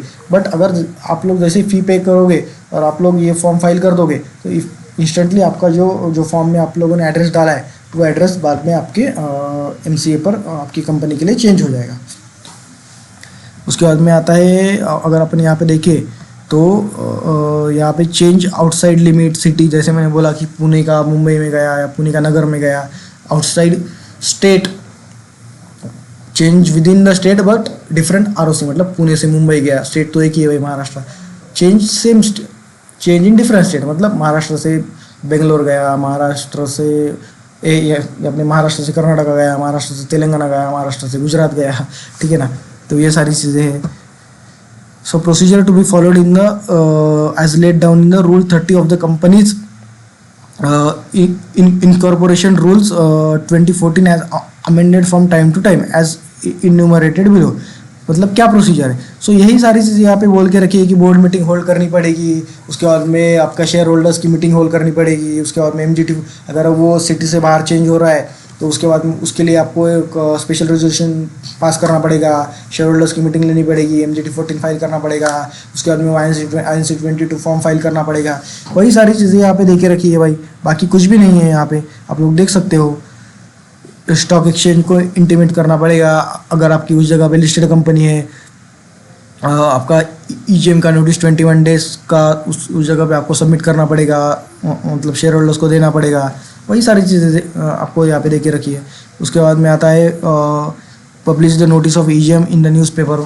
जैसे मैंने बोला कि आपका अगर एक ROC से दूसरे ROC में जा रहा है या फिर स्टेट से दूसरे स्टेट में जा रहा है तो EGM का नोटिस है एंड वो सारी चीज़ें आपको उस जगह पे न्यूज़पेपर में पब्लिश करनी पड़ेगी। EGM होल्ड करना पड़ेगा। EGM में जो कुछ भी बिजनेस हुआ, जो कुछ भी एजेंडा आइटम, जो कुछ भी आपको रजिस्टर ऑफ एक्सचेंज करना हो, जो कुछ भी एजेंडा आइटम डिस्कस हुआ वो स्टॉक एक्सचेंज को बताना पड़ेगा। उसके बाद में MGT 14 फाइल करना पड़ेगा विद ROC एंड उसके बाद में INC 23, जैसे मैंने बोला।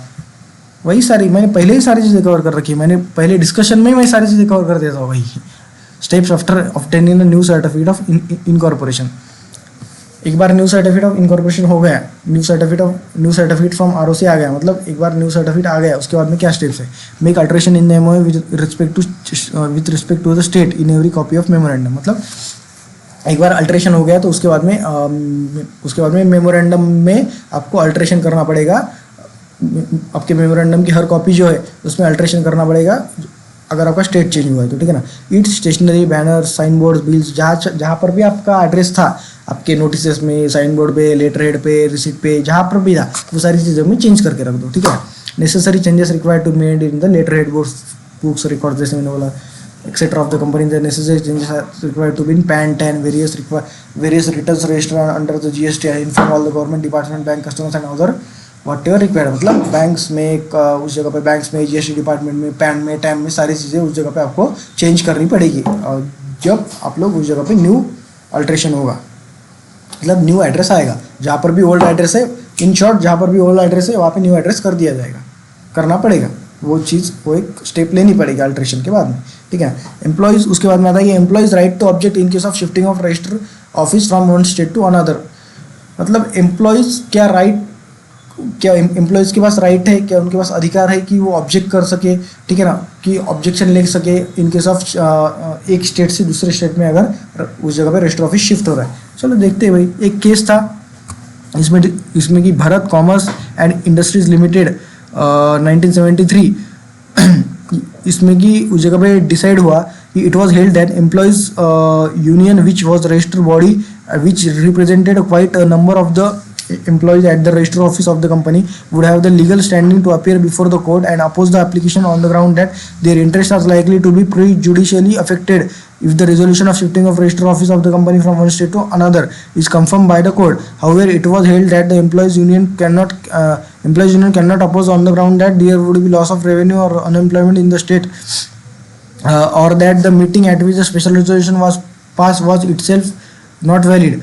Further, in case of the register office was in accordance with the scheme approved by the BIFR board for financial restructuring, it in the company's employment was insured unless of course a worker preferred voluntary retirement. मतलब इसमें की क्या decide कर गया है, that their interest are likely to be prejudicially affected. मतलब वो बोल रहे थे कि भाई हमारा इंटरेस्ट, अगर कंपनी एक स्टेट से दूसरे स्टेट जाएगी तो हम तो उस जगह पे शिफ्ट नहीं हो सकते, फिर हमको नौकरी कौन देगा, हम तो अनएम्प्लॉयड रहेंगे. तो उस जगह पे कोर्ट ने डिसीजन दिया कि union cannot oppose the on the ground that there would be loss of revenue. मतलब वो अपोज नहीं कर सकते ऑन द ग्राउंड दैट कि उनकी नौकरी चली जाएगी या फिर उनका रेवेन्यू जो जॉब से उनको मिलता था, अगर वो उस कंपनी दूसरे स्टेट में चली जाएगी तो वो लोग अनएम्प्लॉयड रहेंगे, वो उनको नई नौकरी मिलेंगी या नहीं मिलेंगी, या हज़ार तरीके के जो क्वेश्चंस उस जगह पे एम्प्लॉयमेंट के लिए अराइज होंगे. तो उसके लिए कोई भी मतलब यूनियन अपोज नहीं कर सकता. ये कोर्ट का डिसीजन है,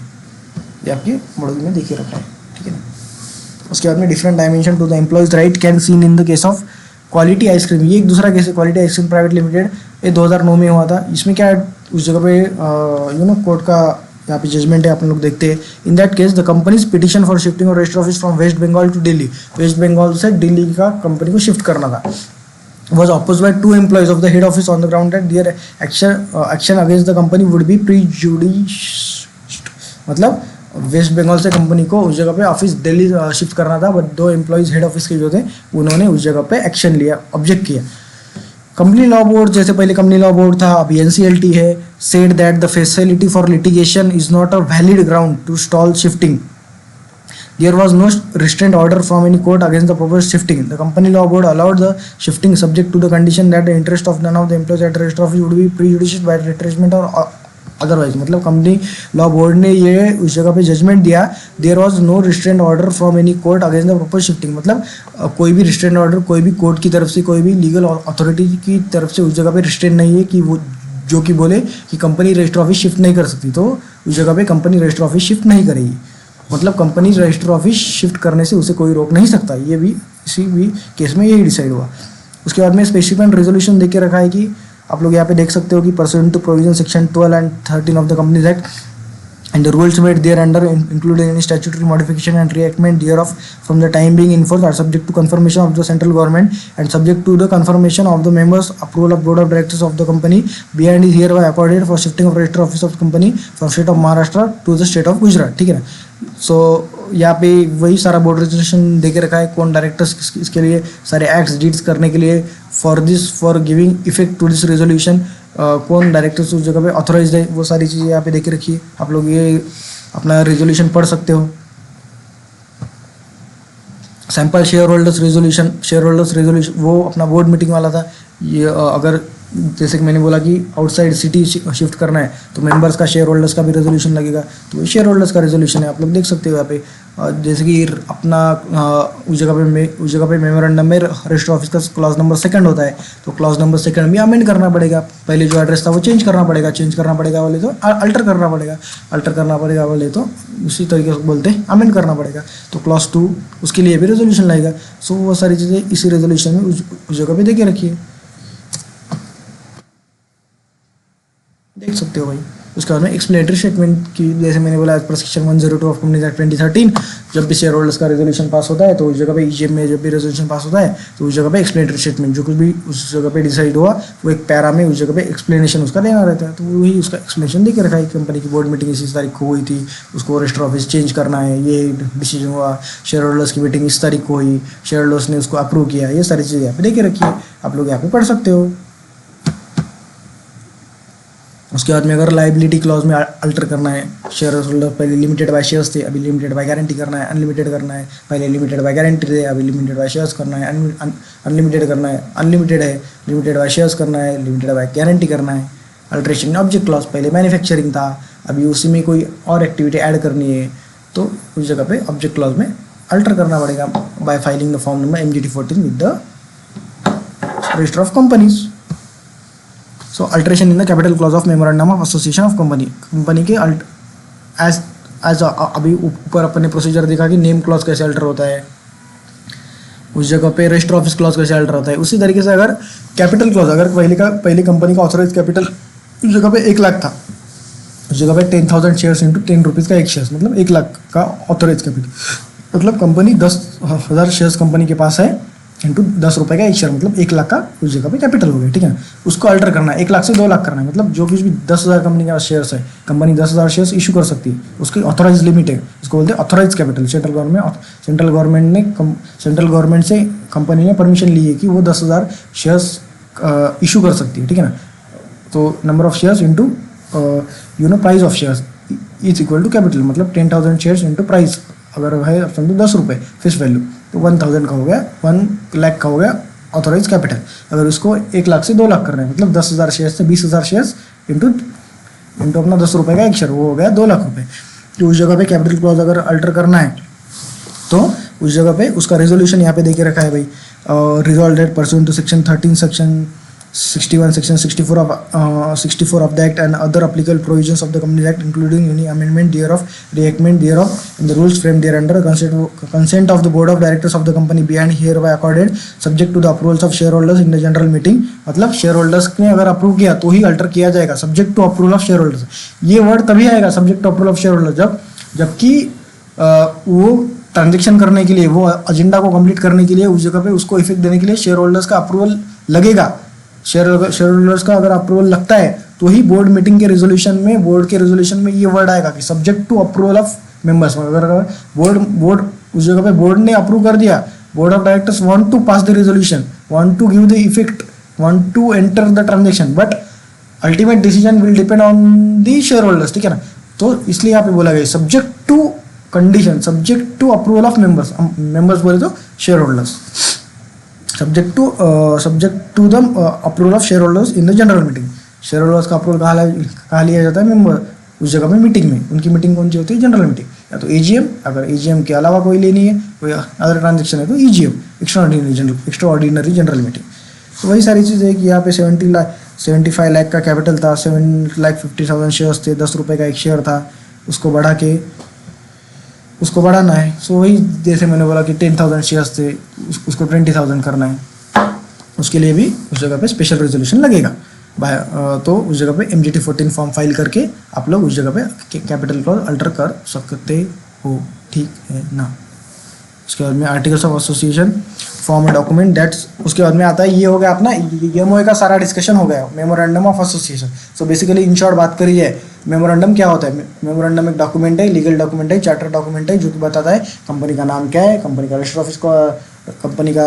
ऑफिस क्या है, कहाँ पे है, कंपनी का ऑब्जेक्ट क्या है, कंपनी किसके लिए फॉर्म हुई है, कंपनी का उस जगह पे लीगल पर्पस क्या है, उस जगह पे कंपनी का कैपिटल कितना है, उस जगह पे कंपनी के सब्सक्राइबर्स कौन है, उस जगह पे कंपनी की लायबिलिटी क्या है। ये सारी चीज़ें मेमोरेंडम ऑफ एसोसिएशन से उस जगह अपने को पता चलती है।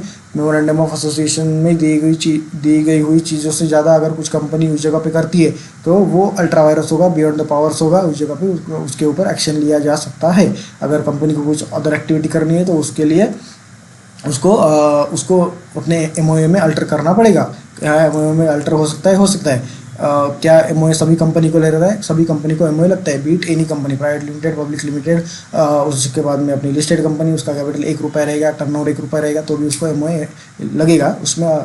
एंड जब उस जगह पे सिचुएशन आए तो उसको अल्टर भी कर सकते हैं। इसमें 6 क्लॉजेस रहती है, name clause, register office clause, subscription clause, liability clause, capital clause and अपना रजिस्टर ऑफिस क्लॉज, ठीक है ना। उसके बाद में अपना लाइबिलिटी क्लॉज, ये सारे क्लॉजेस उसमें रहते हैं, उसमें जिसको कि अल्टर किया जा सकता है। तो ये हो गया मेमोरेंडम ऑफ एसोसिएशन का डिस्कशन यहाँ पे खत्म। I hope you are fine with this discussion. उसके बाद में आता है अपना आर्टिकल्स ऑफ एसोसिएशन। सो अपन नेक्स्ट चीज़ यहाँ पे चालू करते हैं। जस्ट अ सेकेंड, मैं एक बार पानी पी लेता हूँ, देन अपन स्टार्ट करते हैं।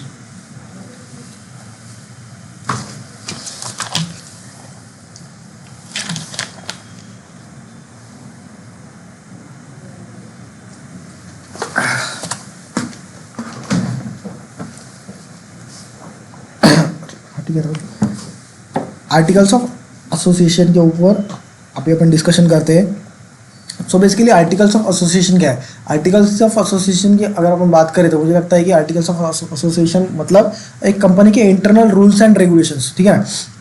अगर कंपनी चलानी है तो उसके लिए अगर इतनी बड़ी ऑर्गेनाइजेशन उस जगह पे चलानी है तो हर एक चीज़ के लिए एक प्रोसीजर होना चाहिए, एक स्टैंडर्ड होना चाहिए। अगर शेयर्स ट्रांसफ़र करने हैं, अगर कुछ और प्रोसीजर है तो सारी चीज़ें, अगर कंपनी के ऊपर लिए मतलब कोई असेट्स के ऊपर चार्ज चढ़ाना है तो सारी चीज़ें डिफाइन होनी चाहिए, ठीक है ना। तो वो सारी चीज़ें एक डॉक्यूमेंट्स में रहते हैं, एक internal rules and regulation bylaws जिसे अपन बोल सकते हैं, उसी को यहाँ पे कंपनी की भाषा में आर्टिकल्स ऑफ एसोसिएशन बोला जाता है। एक कंपनी के इंटरनल रूल्स एंड रेगुलेशन जो होते हैं तो वो आर्टिकल्स में उस जगह पे दिए वाले रहते हैं।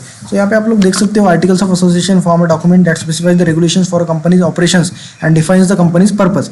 The document can be thought of as a user's manual for the company, defining its purpose and outlining the methodology for accomplishing necessary day to day tasks। मतलब जो कुछ भी necessary day to day task होते हैं उसको किस तरीके से कंप्लीट किया जाए, मतलब जो कुछ भी रूल्स एंड रेगुलेशंस उस जगह पे डे टू डे अफेयर्स में एक चाहिए, एक स्टैंडर्ड ऑर्गेनाइजेशन उस जगह पे रन करना है तो एक प्रोसीजर होना चाहिए, एक SOP होना चाहिए, स्टैंडर्ड प्रोसीजर सारी चीज़ें होनी चाहिए। तो यहाँ पे ये सारी चीज़ें आर्टिकल से पता चलती है। एक तरीके से शॉर्ट में बोल सकते हो कि internal rules and regulation article में दिए वाले रहते हैं, जो कुछ भी एक कंपनी का पर्पस बताता है आर्टिकल्स ऑफ एसोसिएशन, ठीक है ना। Articles of association lays out how task are to be accomplished within the organization including the process of appointing directors and handling of financial records. मतलब company को director appoint करने है तो उसका क्या प्रोसीजर है, ये सारी चीज़ें, फाइनेंशियल्स का जो कुछ भी फाइनेंशियल रिकॉर्ड्स मेंटेन करने हैं, उसको हैंडल करना है, ये सारी चीज़ें इसमें देख के रखी वही होती है, ठीक है ना।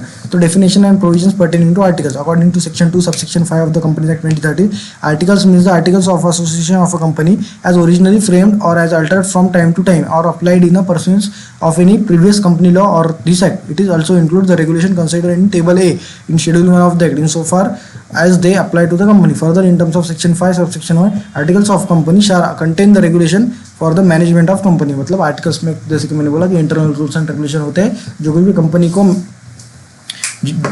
कंपनी का मैनेजमेंट रहता है वो मैनेजमेंट को रेगुलेट करने के the company shall contain the regulation for management of company. मतलब कंपनी को मैनेज करने के लिए जो कुछ भी रेगुलेशन रूल्स एंड रेगुलेशंस लगते हैं, इंटरनल प्रोसीजर्स लगते हैं किसी भी ऑर्गेनाइजेशन को रन करने के लिए, वो यहाँ पे इस जगह पे दिए वाली रहती है।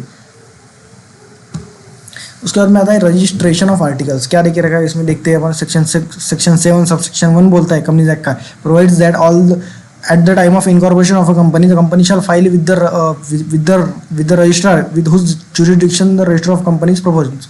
मतलब जैसे मैंने बोला कि कंपनी का रजिस्टर ऑफिस महाराष्ट्र में 2 ROC Mumbai, ROC Pune. ROC बोलते हैं रजिस्टर ऑफ कंपनीज। अगर आपकी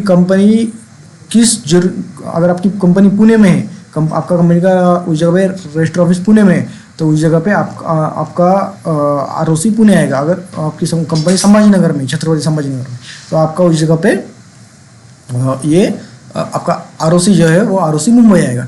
तो जो कुछ भी आपका ROC आता है तो is proposed to be situated the memorandum of articles of association of company duly signed by all the subscribers to the memorandum in the prescribed manner। मतलब memorandum of articles of association subscriber ने, जो कुछ भी बंदे ने company के shares लेके रखे सब्सक्राइबर्स ने, उन्होंने साइन किया वाला होना चाहिए। The articles of company shall be in respective forms. मतलब जैसे अपन ने देखा था कि MOA के फॉर्म है, table A B C D E तक MOA के, उसके बाद में F G H I J है, वो जो है वो अपने लिए आर्टिकल्स के लिए फॉर्म है। सेम मतलब जैसे अपना टेबल ए था for company limited by shares for the purpose of MOA, उसी तरीके से यहाँ पे table A for the articles of company for the company limited by shares. उसके बाद में टेबल GHI, फिर वो company limited by guarantee, having share capital, not having share capital, unlimited company, having share capital, not having share capital. उस तरीके से ये सारी चीज़ें देखे रखिए। A company made adopt all और any of the regulation contain in the model articles of such company. मतलब कंपनी इसमें से किसी एक टेबल अडॉप्ट कर सकती है। अगर कंपनी लिमिटेड बाय शेयर्स है तो वो टेबल F करेगी, वो सारी चीज़ें उस जगह पे होगी। In terms of section 5 of the Companies act, public company limited by shares में at its option register its articles of association signed by the same subscriber to the memorandum, or alternatively it may adopt all or any of the regulations contained in the table F of first schedule of the act, मतलब जो कुछ भी बंदों ने subscribers ने उस जगह पे मेमोरेंडम साइन किया है वही बंदे आर्टिकल्स उस जगह पे साइन करेंगे और उस जगह पे टेबल एफ जो कुछ भी है और उसका अल्टरनेटिव उस जगह पे वो अडॉप्ट कर सकते हैं। If the articles are not registered automatically, table F in the schedule 1 would apply, and if registered, table F in the schedule 1 would apply except insofar as it is excluded or modified by the articles. To avoid any confusion, normally every public company delivers its articles along with the memorandum for registration. Further, it will be specifically stated therein that the table F will not apply, मतलब articles जैसे register होते हैं उसी तरीके से memorandum जैसे register होता है उसी तरीके से आर्टिकल्स जो कुछ भी टेबल आप लोग उस जगह पे अडॉप्ट करते हो उससे भी रजिस्टर किया जा सकता है। Articles of private company must contain the 3 restrictions as contain in section 2 subsection 61, मतलब प्राइवेट कंपनी का जो आर्टिकल्स है उसको उस जगह पे 3 रिस्ट्रिक्शंस रहती है, क्योंकि आप लोगों को उस जगह पे जैसे बताया कि प्राइवेट कंपनी प्रोस्पेक्टस नहीं इशू कर सकती, लोगों से पैसे नहीं ले सकती, प्राइवेट लिमिटेड यूज़ करना होगा, उस जगह पे ये सारी जो रिस्ट्रिक्शंस रहते हैं जो सेक्शन 2 सबसेक्शन 68 में देखे रखे उसके मेंबर्स मैक्सिमम 200 रह सकते हैं, ठीक है ना। हाँ, तो ये सारी चीज़ें जो है वो सारी चीज़ें उस जगह पे अपने जो आर्टिकल्स है, अगर प्राइवेट कंपनी का आर्टिकल्स है तो ये रिस्ट्रिक्शन उसमें मेंशन की वाली रहनी चाहिए। However nothing in the section 5 shall apply to the articles of company registered under any previous company law unless amended under this act, मतलब सेक्शन 5 में जो बोल के रखा है तो वो of a company registered under any previous company law, मतलब अभी जो कंपनी लॉ है वो कंपनीज एक्ट 2013 है, इसके पहले का जो था वो कंपनीज एक्ट 1930 था, तो उस जगह पे सेक्शन 5 में बोली वाली चीज़ें उस जगह पे अप्लीकेबल नहीं रहेंगी unless amended under this act, मतलब company registered under any previous company law unless amended under this act, मतलब अनलेस जो अगर इस लॉ के तहत अगर वो अमेंड होता है तो ही कंपनी एक्ट 2013 से वो चलेगा, नहीं तो वो जो कंपनी एक्ट 1956 के जो प्रोविजंस थे वही अप्लीकेबल वो कंपनी को रहेगी। अगर वो अमेंड करते तो ही कंपनी एक्ट 2013 के हिसाब से वो होगा, ठीक है। Alignment of AOA with the Companies act, मतलब एओए और कंपनीज एक्ट के अगर कुछ उस जगह पे कॉन्फ्लिक्ट हो गया तो कौन जीतेगा, देखिए देखते section 6 of the act, Section 6 of the Company Act 2013 provides that the provisions of this act shall have effect notwithstanding anything to the contrary contained in the memorandum of articles of a company in any agreement executed by it or in any resolution passed by the company in general meeting or by its board of directors, whether the same to be registered, executed or passed as the case may be, before or after the commencement of this act. Any provision contained in the memorandum, articles, agreement or resolution shall, to the extent to which it repugnant to the provisions of that becomes or to be void as the case may be, in the light of the above provision, if there is a provision in the articles empowering the directors of the company to expel any member of the company under, expel मतलब उसको निकाल देना, expel any member of the company under any of the given conditions, then such a provision shall be totally inconsistent with the company's provision section 6 of the act. It is opposed to the fundamental principles of company jurisprudence and it is ultra virus of company, मतलब जो कुछ बोला गया है अगर कोई articles में कोई ऐसी चीज़ है जो भी कंपनी लॉ के कंपनीज एक्ट के साथ इनकंसिस्टेंट है, मतलब आर्टिकल्स में बोला गया है कि मेंबर किसी भी मेंबर को निकाला जा सकता है, मतलब without giving the opportunity of being heard, उस जगह पे प्रिंसिपल ऑफ नेचुरल जस्टिस जो होता है उसको सामने वाले को भी एक मौका देना चाहिए, अपॉर्चुनिटी ऑफ बीइंग हर्ड, ठीक है ना। वो न देके उसको अगर एक्सपेल कर दिया गया है कहीं ना कहीं ये एक उस जगह पे कंपनी के फंडामेंटल प्रिंसिपल्स जो है उसको वायलेट करता है, सेक्शन 6 ऑफ कंपनीज एक्ट 2013 को वायलेट करता है। तो ऐसा कोई भी प्रोविजन जो अल्ट्रा वायरस है, जो कुछ भी आर्टिकल्स के पावर्स से ज़्यादा है, उस जगह पे कंपनीज एक्ट के इनकन्सिस्टेंट है। मैंने शुरुआत में जैसे बोला कि कंपनीज एक्ट और उस जगह पे आर्टिकल्स में कुछ कॉन्फ्लिक्ट हो गया, कुछ उस जगह पे डिफरेंस ऑफ ओपिनियन रहा, तो उस जगह पे आर्टिकल्स का उस जगह पे कंपनीज एक्ट प्रिवेल करेगा, मतलब कंपनीज एक्ट में जो बोला गया है वही उस जगह पे रेगुलेट होगा, वही उस जगह पे फॉलो होगा, वही सारी चीज़ें यहाँ पे बोल के रखिए। उसके बाद में एंट्रेंचमेंट प्रोविजन बोले तो स्ट्रिक्टर दैन रिक्वायर्ड, मतलब अगर किसी कंपनी को अपने आर्टिकल्स जो कुछ भी फॉर्मेट दिए वाले रहते हैं उससे भी कई ज़्यादा स्ट्रिक्ट बनाने, उसमें जो कुछ भी रूल्स रेगुलेशन प्रोसीजर दिए वो एक तरीके से और स्ट्रिक्ट बनाना है, तो कंपनी उसको by passing ordinary resolution for private company है तो ऑर्डिनरी रेजोल्यूशन पास करके उसको एंट्रेंच कर सकती है, उसको अमेंड कर सकती है और मोर मोर स्ट्रिक्ट प्रोविजन उसमें डाल सकते हैं। अगर पब्लिक लिमिटेड कंपनी रही तो स्पेशल रेजोल्यूशन पास करना पड़ेगा आफ्टर इनकॉर्पोरेशन। उस जगह पे कंपनी को स्पेशल रेजोल्यूशन पास करके वो एंट्रेचमेंट प्रोविजन डाल सकते हैं। एंट्रेचमेंट बोले तो स्ट्रिक्टर दैन रिक्वायर्ड, जो मतलब जो फॉर्मेट है, जो रिक्वायर्ड रेजोल्यूशन, जो रिक्वायर्ड आर्टिकल्स ऑफ एसोसिएशन रहते हैं उससे स्ट्रिक्ट कई जगह कुछ चीज़ें उसमें ऐड करनी है अपने आर्टिकल्स में कंपनी को। तो कंपनी अगर प्राइवेट कंपनी है तो बाईपासिंग ऑर्डिनरी रेजोल्यूशन कंपनी कर सकती है, एंट्रेचमेंट प्रोविजन डाल सकती है। एंट्रेचमेंट बोले तो स्ट्रिक्टर दैन रिक्वायर्ड, मतलब आर्टिकल्स में जो कुछ भी इंटरनल रूल्स एंड रेगुलेशंस है उनको और स्ट्रिक्ट बनाना है तो company bypass for private company bypassing ordinary resolution company वैसा कर सकती है, and for public company bypassing special resolution company entrenchment provision add कर सकती है। वही चीज़ यहाँ पे बोल के रखिए। उसके बाद में आता है कंटेंट्स ऑफ आर्टिकल्स। आर्टिकल्स में उस जगह पे क्या कंटेंट्स रहते हैं, जैसे मेमोरेंडम में नेम क्लॉज, अपना रजिस्टर ऑफिस क्लॉज, अपना कैपिटल क्लॉज, सब्सक्रिप्शन क्लॉज रहता है। उसी तरीके से आर्टिकल्स में क्या कंटेंट्स रहते हैं, क्या दिया वाला रहता है। Articles of association usually specifies the way of the company issues securities, distributes dividends, perform financial records. The document is focused on giving the streamlined information about the methods the company uses to achieve its goal. In general, it includes following कि जैसे मैंने बोला कि company का जो day to day affairs करने के लिए जो कुछ भी रिक्वायर्ड एक्शंस लगते हैं उसकी एक स्टैंडर्ड ऑपरेटिंग प्रोसीजर होनी चाहिए, SOP होना चाहिए। अगर कंपनी को डिविडेंड देना है, अगर कंपनी को शेयर ट्रांसफ़र करवाने हैं, अगर कंपनी को डायरेक्टर अपॉइंट करने हैं, या फिर कॉमन सील हो गया या ये सारी चीज़ें, ये जो भी डे टू डे अफेयर्स में काम में आने वाली चीज़ें है उसके लिए एक प्रोसीजर होना चाहिए, एक स्टैंडर्ड प्रोसीजर होना चाहिए। ये सारी चीज़ें के ऊपर उस जगह पे एक आर्टिकल्स में सारी चीज़ें एक प्रोसीजर दिए वाली रहती है। अगर आप लोग देख सकते हो ये इंक्लूड्स द फॉलोइंग, ये नीचे वाली कुछ दिए वाली इन्फॉर्मेशन है और भी होती है, ये कुछ एग्जाम्पल है, इस तरीके की इन्फॉर्मेशन आर्टिकल्स में होती है। Exclusion of wholly or in part of the table F, adoption of preliminary contracts, share capital variation of rights, number and value of shares, meeting and rules regarding the commitment of boards, previous on shareholders meeting, provisions on shareholders meeting. Articles must contain provisions in respect of all matters which are required to be contained therein, so not to hamper the working of company later. The articles of company must contain provision in respect of all matters which are required to be contained therein, so as to not to hamper the working of company later। मतलब articles में उस जगह पे सारे matters के जो कुछ भी डे टू डे फेस में काम में आने वाली चीज़ें वो सारी चीज़ें उस जगह पे इंक्लूड होनी चाहिए, ताकि बाद में उस जगह पे कंपनी के उसमें डे टू डे अफेयर्स में एक्टिविटी में कोई भी दिक्कत ना आए, वो कंपनी के डिसीजन पे हैम्पर ना करे, वर्किंग में हैम्पर ना करे।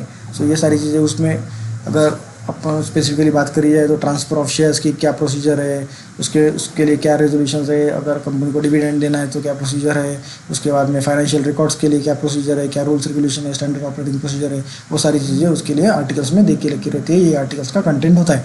आर्टिकल्स कैसे होता है ये भी मैं आपको वीडियो के एंड में दिखाऊंगा। MOA एंड AOA बोथ आपको दिखाऊंगा practical. Legal effect of the memorandum and articles of association. Memorandum and articles of association का लीगल इफेक्ट क्या है। Memorandum and articles when registered bind the company and the members to the same extent as if they have been signed by the company and by each member to observe and be bound by all the provisions of the memorandum and of the articles. मतलब memorandum association जो है and articles of association जो है bind the company and its members to the same extent, मतलब वो company को और उसके शेयर होल्डर्स को, मेंबर्स को एक तरीके से एक लीगल इफेक्ट में एक बंधन में जोड़ता है। एक तरीके से अगर अपन एक उसका लिटरल मीनिंग देखें तो जो कुछ भी बंदों ने शेयर होल्डर्स ने उसको सब्सक्राइब कर रखा है तो उनको कंपनी से बाइंड कर देता है। एक तरीके से देखा जाए अगर उसका लिटरल एक्चुअल मीनिंग देखें तो further section 2 of section 10 of that states that all monies payable by any member to the company under the memorandum of or articles shall be debt due from him to the company। मतलब अगर किसी बंदे ने जो समझो company के 2000 shares लेके रखे और एक शेयर है अपना 10 रुपये का, ठीक है ना, तो उसको 2000 इंटू 10 मतलब 20,000 रुपये कंपनी को देने हैं, वो शेयर होल्डर्स को, वो सब्सक्राइबर को। तो वो कंपनी के लिए एक तरीके का रिसीवेबल है कंपनी, और उस बंदे के लिए एक तरीके का डेट है जो कुछ भी उसको कंपनी को देना है। We shall examine the extent to which the memorandum articles bind members, मतलब members to the company. Articles and memorandum of association and articles of association members को कंपनी के साथ बाइंड करता है, कंपनी को मेंबर्स के साथ बाइंड करता है, मेंबर्स को मेंबर्स के साथ बाइंड करता है, एंड कंपनी को आउटसाइडर के साथ उस जगह पे बाइंड करता है। मतलब वो एक दूसरे के लिए लायबल है। members bound to the company. Memorandum of articles constitute a contract binding on the members of the company. As members are bound to the company, each member must therefore observe the provisions of memorandum of articles. Each member is bound by the contents of memorandum as originally made and as altered from time to time. मतलब memorandum of association जो है वो binding उस जगह पे binding on the members, उस जगह पे मेंबर्स के ऊपर एक तरीके का बाइंडिंग है, एक तरीके का कंपल्शन है। उसको जो कुछ भी मेंबर्स एक्ट करते हैं उनको मेमोरेंडम के हिसाब से, आर्टिकल्स के हिसाब से एक्ट करना है। अल्ट्रा वायरस जो चीज़ें उस जगह पे आपने मेमोरेंडम में आर्टिकल्स में देखे नहीं रखी है वो सारी चीज़ें नहीं करनी। इन शॉर्ट अल्ट्रा वायरस चीज़ें नहीं करनी, बियॉन्ड द पावर्स उस जगह पे नहीं जाना है। अगर गए तो एक्शन होगी बाय आरओसी, वही सारी चीज़ें देख रखी है। Company bound to the members, मतलब कंपनी भी मेंबर्स को बाउंड है। Since the articles constitute a contract binding the company to its members in their capacity as members, a member can bring an action against the company for infringement by it of the memorandum or articles. For example, an individual member can sue the company for an injunction restraining it from the improper payment of dividend. मतलब जिस तरीके से member मतलब यहाँ पर अपन ने जैसे पढ़ा कि members bound to the company, members company के लिए लायबल है, मतलब मेंबर्स कंपनी में बाउंड है, उसी तरीके से कंपनी भी मेंबर्स के लिए बाउंड है। अगर कंपनी ने कोई वॉइड एक तरीके से वॉइडेबल चीज़ की, वॉइडेबल मतलब voidable at the option of members, मतलब ऐसी चीज़ करी कि जो भी मेंबर्स के लिए एक तरीके से नुकसानदायक है। मतलब अगर कंपनी ने कुछ मेंबर्स को, शेयर होल्डर्स को उस जगह पे डिविडेंड नहीं दिया या फिर कुछ नहीं दिया तो उस जगह पे कंपनी भी मेंबर्स के लिए बाउंड है, कंपनी मेंबर्स के लिए लायबल है। उस जगह पे मेंबर बाउंड टू मेंबर, मतलब मेंबर एक दूसरे में उस जगह पे लायबल रहेंगे। यहाँ पे देखिए रखा है as between the members inter se each member is bound by the articles to the other members, but that does not mean the memorandum and articles create the express contract among the members of the company. Thus, a member of a company has no right to bring a suit to enforce the articles in his own name against any other member or members. It is the company alone which can sue the offender so as to protect the aggrieved member. It is in this way that the rights of the members inter se are regulated. The shareholder may however sue in his own name to restrain the person or others from doing fraudulent or ultra virus act. Articles do not affect or regulate the rights arising out of commercial contract with which the members have no consent. Rights completely outside the company's relationship. ये एक example था, मतलब members एक दूसरे के लिए bound है। इसका मतलब ये नहीं कि मेंबर्स का एक दूसरे के बीच में कॉन्ट्रैक्ट है, बट मेंबर्स एक दूसरे के लिए उस जगह पे बाउंड है। यहाँ पे आप लोग देख सकते हैं, यहाँ पे देखे रखा है शेयर होल्डर्स में however sue in his own name to restrain another, मतलब एक शेयर होल्डर दूसरे शेयर होल्डर के लिए उस जगह पे, जस्ट सेकंड मैं पानी पी लेता हूँ। अरे मतलब एक शेयर होल्डर दूसरे शेयर होल्डर के लिए लायबल है अगर उसको उस जगह पे एक तरीके से शू करना है, एक तरीके से सामने वाले बंदे के ऊपर उस जगह पे केस फाइल करनी है। शू बोले तो केस फाइल करना, ठीक है ना। तो उस जगह पे वो कर सकता है, बट वो पर्सनल कैपेसिटी में उस जगह पे कर सकता है, ठीक है ना। Company not bound to outsider, मतलब कंपनी आउटसाइडर्स के लिए बाउंड नहीं है, मतलब कंपनी सिर्फ उसके मेंबर्स के लिए बाउंड है, आउटसाइडर्स के लिए बाउंड नहीं है। The term outsider signifies a person who is not a member of company, even if he is a director or solicitor to the company. Even in regard to members, articles bind the company to them in their capacity as members. मतलब company members को उस जगह पे bound है, ना कि outsiders को। उसके बाद में वही सारी चीज़ें देखे रखिए एज लाइक उस जगह पे अपन लोग मेमोरेंडम को अल्टर करते थे, ठीक है ना, by holding A board meeting, by holding AGM, filing MGT40, उसके बाद में नेम चेंज है तो INC24, अगर सिर्फ मेमोरेंडम में चेंज करना है तो bye filing special resolution, bye filing MGT40।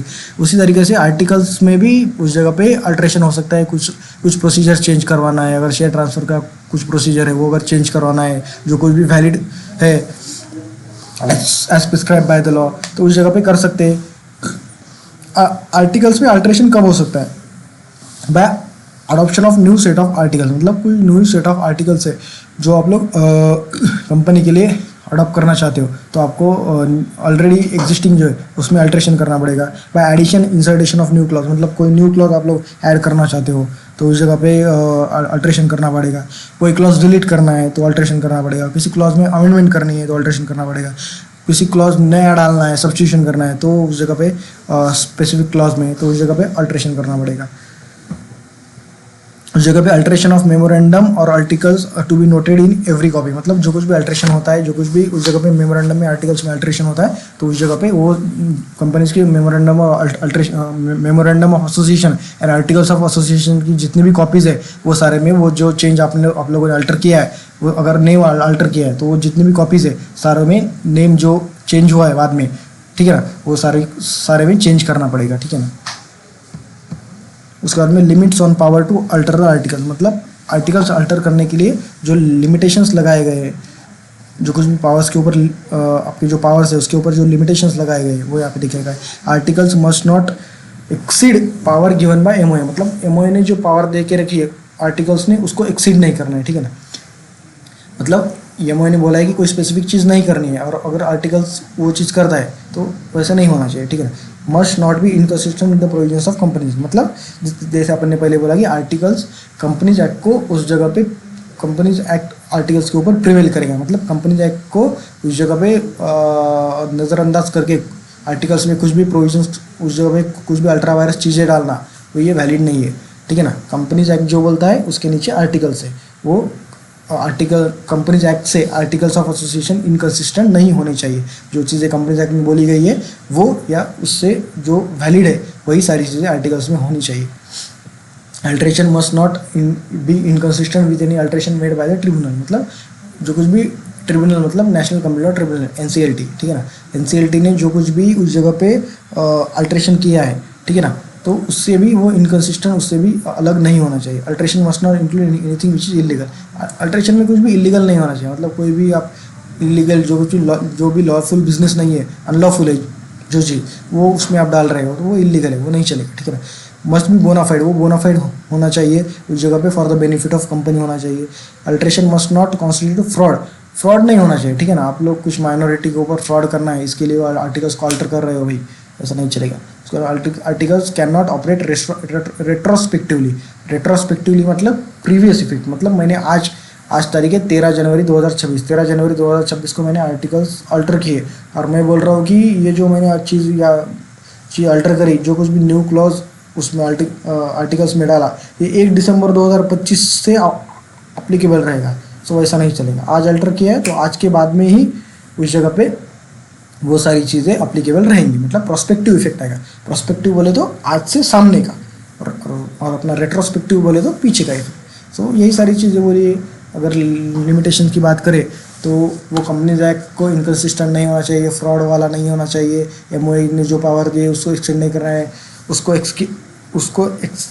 Exceed नहीं करना है, ट्रिब्यूनल ने जो पावर दी उसके साथ इनकंसिस्टेंट नहीं होना चाहिए, उसके बाद में इलीगल नहीं होना चाहिए, बोनाफाइड होना चाहिए, उसके बाद में माइनॉरिटी के ऊपर फ्रॉड नहीं होना चाहिए, उसके बाद में कैन नॉट ऑपरेट रेट्रोस्पेक्टिवली, मतलब पीछे से उसका इफेक्ट नहीं आएगा। आज अल्टर किया है तो आज के बाद से ही वो सारे प्रोविजंस क्लॉज अप्लीकेबल रहेंगे। उसके बाद में प्रोसीजर फॉर अल्ट्रेशन, वही सारी चीज़ें, बोर्ड मीटिंग होल्ड करो, जनरल मीटिंग होल्ड करो, उसके बाद में अपना MGT14 फाइल करो, उसके बाद में इसे अपना approval of central government in respect of changing status of company, filing of compliance with ROC, जो कुछ भी MGT14 फाइल करना रहता है, no stamp duty and alteration, मतलब अल्ट्रेशन के ऊपर कोई भी स्टैम्प ड्यूटी गवर्नमेंट को पे नहीं करनी पड़ेगी। क्या प्रोसीजर है? बोर्ड मीटिंग होल्ड करो, AGM होल्ड करो या फिर EGM होल्ड करो, शेयर होल्डर्स की मीटिंग होल्ड करो।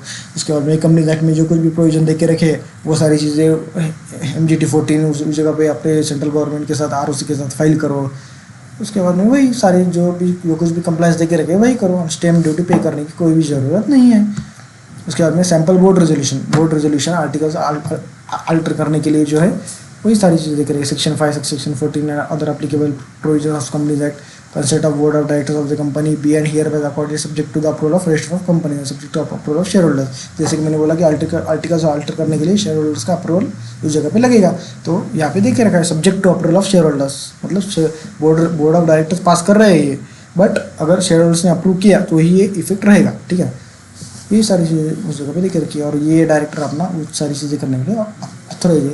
उसका ये शेयर होल्डर्स का रेजोल्यूशन है, pursuant to provision of section 14 other applicable provision if any of the Companies Act 2013 including any amendment thereto or reenactment thereof, the articles of association of a company be and are hereby altered by replacing all the existing regulation 1 to 49 with the new regulation 1 to 933, 1 to 93, मतलब जो कुछ भी articles के 1 to 49 closes थे वो भी replace हो रहे हैं 1 to 93 में with copy annex to the explanatory statement, मतलब एक्सप्लेनेटरी स्टेटमेंट के साथ में वो कॉपी अनेक्स की है। आपको बताया कि जब अपन SR पास करते हैं तो उसके साथ में एक explanatory statement as per section 102 of companies act आता है, जैसे मैंने ऊपर देखा था। तो वही सारी चीज़ें यहाँ पे देख रही है। ये डायरेक्टर उसका ये डी ने ये डायरेक्टर उस जगह पे सारी ई फाइलिंग करने के लिए, सारी कंप्लायंस करने के लिए, ऑल एक्ट्स डीड्स करने के लिए for giving effect to this resolution, ये डायरेक्टर उस जगह पे on behalf of company authorise है। वही सारी चीज़ें लेके रखी है, ये अपने मॉड्यूल का ही है अपना resolution.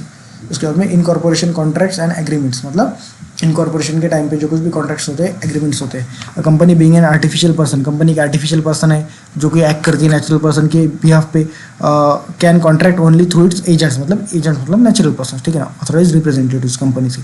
Contract will be binding on a company only if it's made on it's behalf, मतलब कंपनी के बिहाफ पर अगर कोई बंदा उस जगह पे कॉन्ट्रैक्ट करता है तो ही उस जगह पे वो वैलिड रहेगा।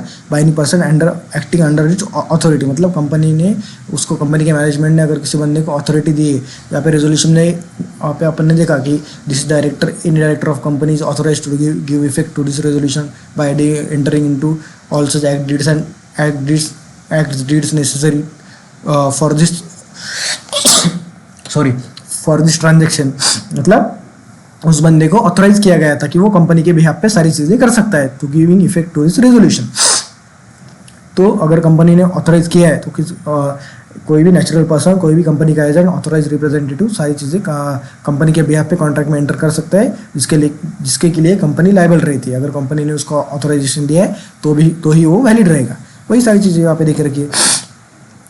The powers of company defined in the memorandum of association and any contract made beyond the limits laid down in the memorandum of association will be ultra virus to the company and void even if all shareholders assent to it, मतलब ऐसा कोई agreement में enter किया जो भी MOA के you को beyond the powers है, अल्ट्रा वायरस है, तो उस जगह पे भले ही शेयर होल्डर्स ने किया है, उस शेयर होल्डर्स ने उसको उस जगह पे कंसेंट दिया हो, बट वो वैलिड नहीं है, वो void है। void मतलब वो नहीं चलेगा, ठीक है। There are various types of pre incorporation contract. Pre incorporation contract बोले तो कंपनी के इनकॉर्पोरेशन होने से पहले कॉन्ट्रैक्ट किए गए, मतलब अगर समझो कंपनी का भी इनकॉर्पोरेशन चल रहा है, इनकॉर्पोरेशन नहीं हुआ है, बट कंपनी को लगता है कि भैया मेरा जो रजिस्टर ऑफिस मुझे शिफ्ट करना है वो किसी रेंटल प्लेस पे करना है, ठीक है ना।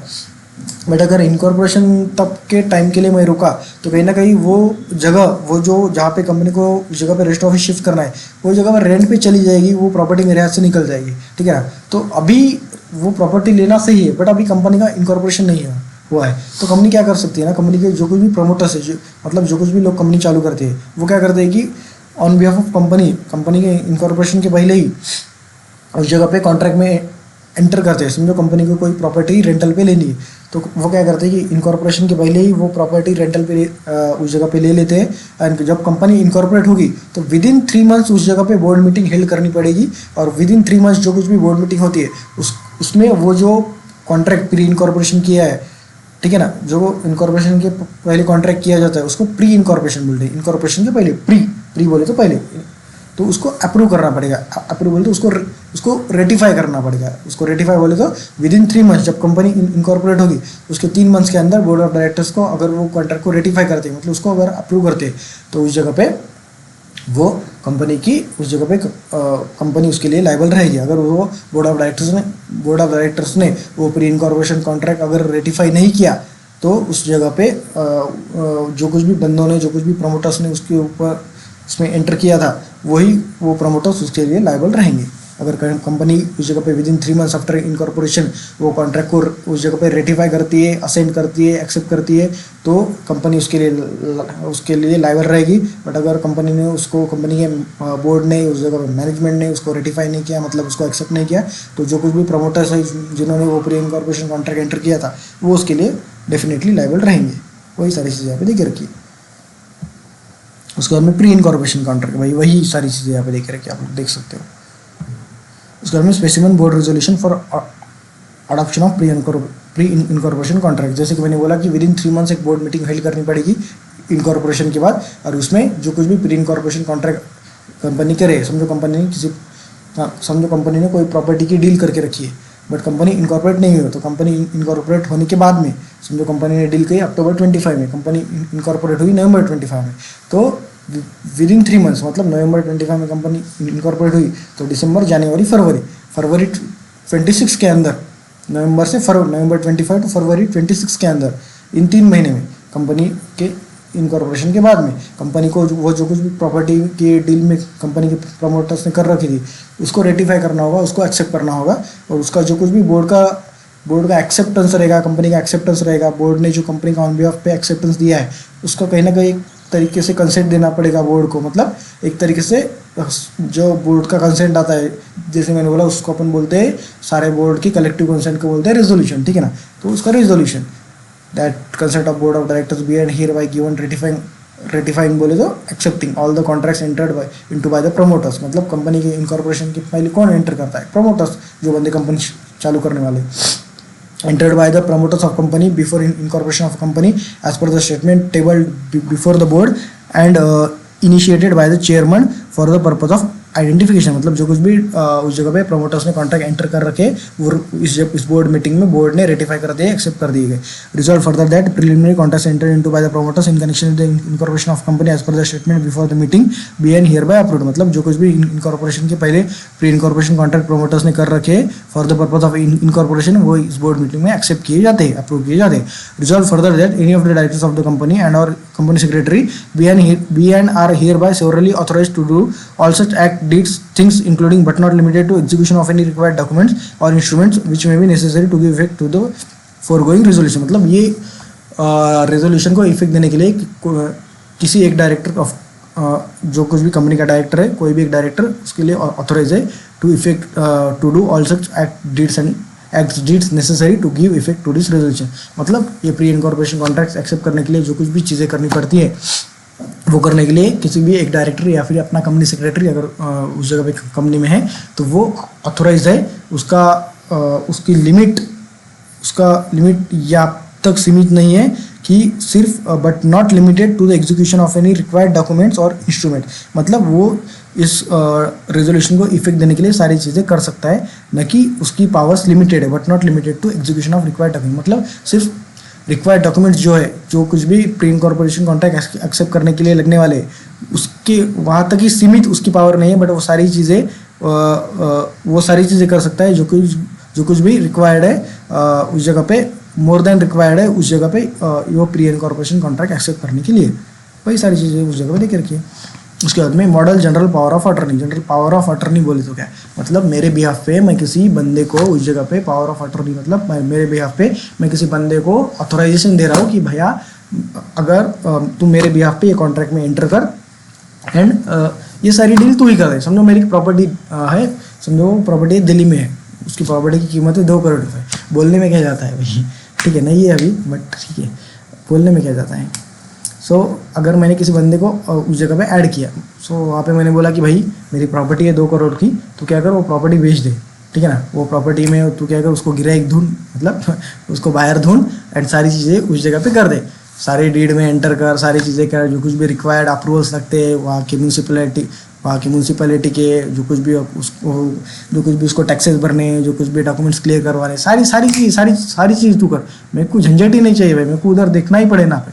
तो मैं इसको एक पावर ऑफ अटॉर्नी बनाता हूँ, मेरा एजेंट उसको बोल के एक अपॉइंट करता हूँ एंड मैं वहाँ पे लिखता हूँ कि ये बंदा सारी चीज़ें करने के लिए, उसके लिए मैं इसको ऑथराइज कर रखा है, और ये बंदा जो भी चीज़ें करेगा उसके लिए मैं लायबल रहूँगा। ये चीज़ भी वो प्रॉपर्टी सेल करने के लिए वो जो भी ट्रांजेक्शन में एंटर करेगा, वो जो भी सारी चीज़ें उस प्रॉपर्टी से रिलेटेड करेगा, जो कुछ भी सेल कॉन्ट्रैक्ट में किसी बायर के साथ आएगा, जो कुछ भी म्यूनसिपैलिटी के साथ कुछ अप्रूवल्स वगैरह लेगा, जो कुछ भी उस जगह पे टैक्सेस भरनी पड़ेगी, उस जगह पे वो सारी चीज़ें करेगा, तो उसके लिए सारी चीज़ों के लिए मैं लायबल रहूँगा। बट मेरे को उसमें वहाँ तक टाइम देने के लिए, वहाँ पे टाइम देने के लिए मेरे पास टाइम नहीं है, इसलिए मैं किसी को अपॉइंट करता हूँ, यानी एक रजिस्टर्ड इंस्ट्रूमेंट बनाता हूँ, ठीक है ना, जिसको कहा जाता है जनरल पावर ऑफ अटर्नी। मतलब मैं किसी को पावर दे रहा हूँ, किसी एजेंट को उस जगह पे, अटॉर्नी को उस जगह पे अपॉइंट कर रहा हूँ कि भैया मेरे बिहाफ पे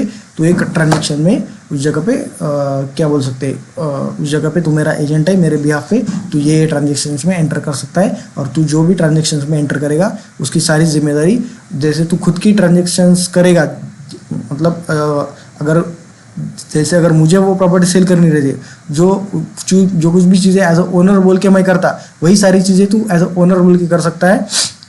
अब मैं सारा ऑथोराइजेशन उस जगह पे तुझे दूंगा, बट उस जगह पे सारा अथॉरिटी तेरे पास है। तू जो कुछ भी एग्रीमेंट में एंटर करेगा, जो कुछ भी सेल बाय करेगा उस प्रॉपर्टी से रिलेटेड, तो उसके रिलेटेड जो कुछ भी सेल बाय तू करेगा उसके लिए मैं लायबल रहूँगा। अगर तू कुछ भी गलती करे, तो कुछ भी अगर किसी नॉन कंप्लाइंस करे तो उसके लिए मैं लायबल रहूँगा। इसके लिए जो रजिस्टर इंस्ट्रूमेंट बनाया जाता है उसे कहा जाता है जनरल पावर ऑफ अटॉर्नी, मतलब किसी एजेंट को अपॉइंट करना, शॉर्ट में किसी एजेंट को अपॉइंट करना किसी आपका स्पेसिफिक काम करवाने के लिए। तो यही है भाई, ये नॉन जुडिशियल स्टैम्प पेपर, मतलब जैसा बॉन्ड पेपर रहता है, अभी उस 100 रुपये का बंद हो गया, वो अभी 500 रुपीज़ का है, ठीक है ना। तो 500 रुपीज़ का स्टैम्प पेपर लेने का, उसके ऊपर साइन करने का, उसके ऊपर वो अपना पूरा एक अपना पावर ऑफ अटॉर्नी का फॉर्मेट है, वो फॉर्मेट में एक पावर ऑफ अटॉर्नी उस जगह पे बनाने की, क्या क्या अथॉरिटी उसको दी है उसमें स्पेसिफाई करने का, कौन सी पार्टी है, मैं एक पार्टी हूँ, मेरा जो बंदा है अटॉर्नी उसका नाम आएगा, वो सारी चीज़ें मैं उसको उसमें सारी चीज़ें उसके बाद में दिखाऊंगा कि मेरी यह प्रॉपर्टी है, मैं इसको सेल करना चाहता हूँ, उसके लिए मेरे पास मैं इसको एक अपने बंदे को उस जगह पे मेरा अटॉर्नी, मेरा एजेंट बोल के अपॉइंट कर रहा हूँ। ये सारी चीज़ें ऑन बिहाफ ऑफ मी, ये बंदा सारी चीज़ें उस जगह पे कर सकता है, ये जो भी चीज़ें करेगा उसके लिए मैं लायबल रहूँगा। तो बस यही सारी चीज़ें उसमें आएंगी।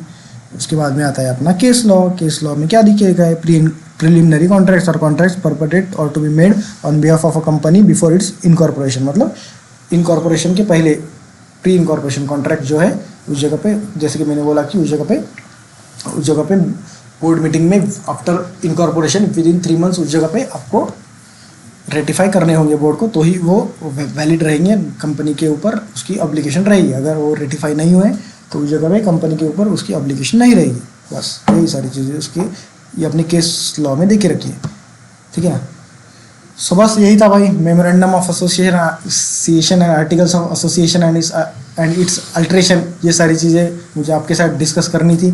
शॉर्ट में बात करी जाए तो मेमोरेंडम एक कंपनी को एक तरीके का चार्टर डॉक्यूमेंट है, मेन डॉक्यूमेंट है, जो भी 6 क्लॉजेस इसमें रहती है, name clause, object clause, register office clause, subscription clause, liability clause and अपना उस जगह पे कैपिटल क्लॉज, कंपनी का नाम, रजिस्टर ऑफिस का address, object clause, liability clause, company का कैपिटल, कंपनी के सब्सक्राइबर, शेयर होल्डर्स, ये सारी चीज़ें ये लोग बताते हैं।